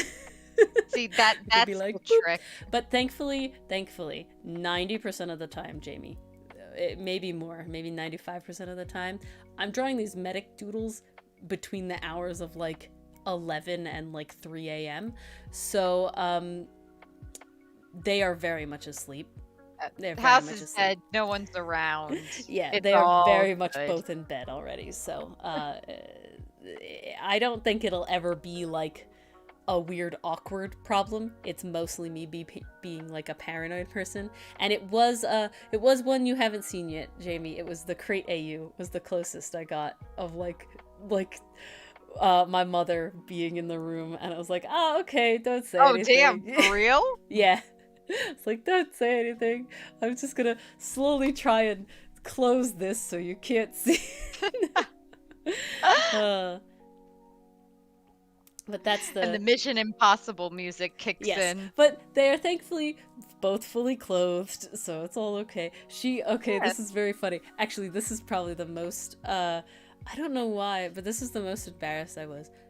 So I got sick on the trip, right? And so during the time I was sick, I was still trying to draw every day because I'm very terrified of like losing my ability and like not drawing. And I love drawing, so it's like, you know, all of this sort of stuff.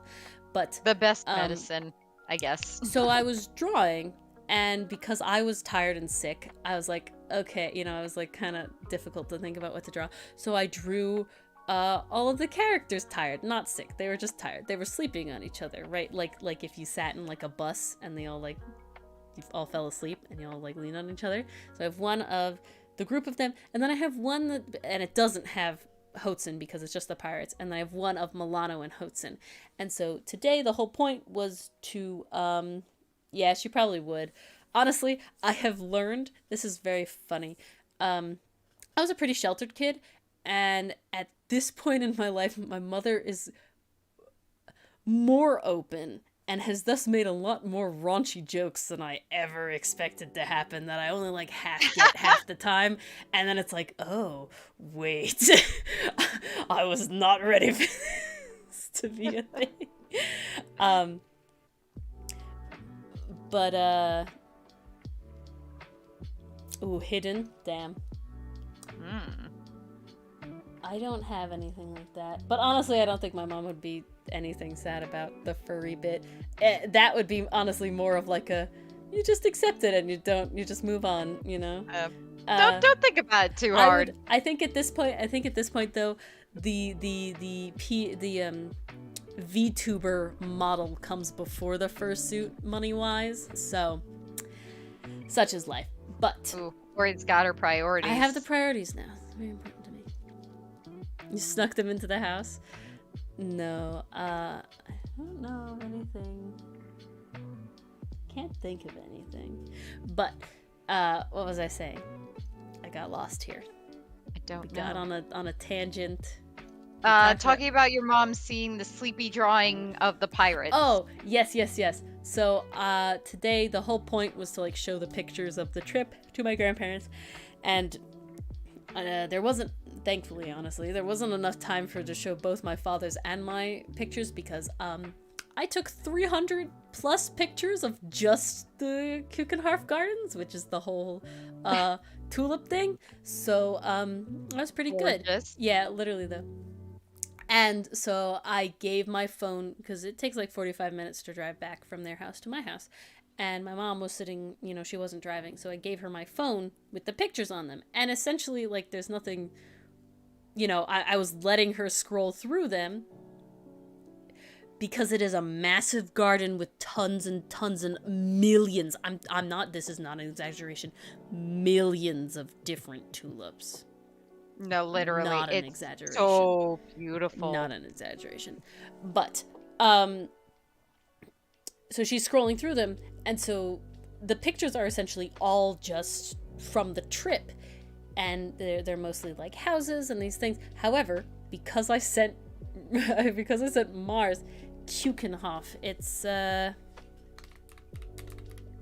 spelt like that, I think. It's in Amsterdam, and but so I sent Mars art every day because that's like the little thing we do. I always send her like the sketches and stuff like that because she's the only other one I can show. Yeah, exactly. It's a nice trade. But so then at like the end or the beginning of every day, there was one picture from my sketchbook, and so at one point it was Milano and Hudson leaning on each other. And now, obviously, I shipped them really hard, right? But it was just kind of cute. Gay. Yeah, but so when my mom was like, "Oh, did you draw them sleepy and sick because you were sleepy and sick?" And I was like, "Yes, yes, totally. Because I did draw them sleepy because I was sleepy, like that. Like I literally told Mars that I was like, I'm tired and sick, so they're gonna be tired too. And then it's like I was drinking tea, so they drank tea, and then Cafe AU exists. Yes. But it was definitely like in that was the closest to like quote unquote being caught that I have felt. It was like. Oh, the gay is right there. This is gayer than I would have ever showed my mother purposefully. See, I've definitely had moments. I don't really, draw anything, and I don't typically screenshot my fan fictions. That is changing now since I sent Ori and stuff, so I gotta be careful. But yeah, I do have ship art because like I like to look at it. It makes me happy. But there are times where I'm like scrolling and then I forget, oh yeah, I screenshotted some ship art before taking this really nice picture of the bunnies outside. Oops. Let's ignore that, shall we? A very specific thing, okay? This is very, very specific, but I think it's funny. My quick rule of thumb, though. Oh yeah, go ahead. Don't give anyone your phone. You hold on to that thing. You know where the pictures are, and if you must, create a separate folder for the things that you want to show other people. Thankfully, my that screenshots will save you so much trouble. Thankfully, my screenshots are in a different folder automatically based on how my phone sets everything up. So I don't get that. That's sad.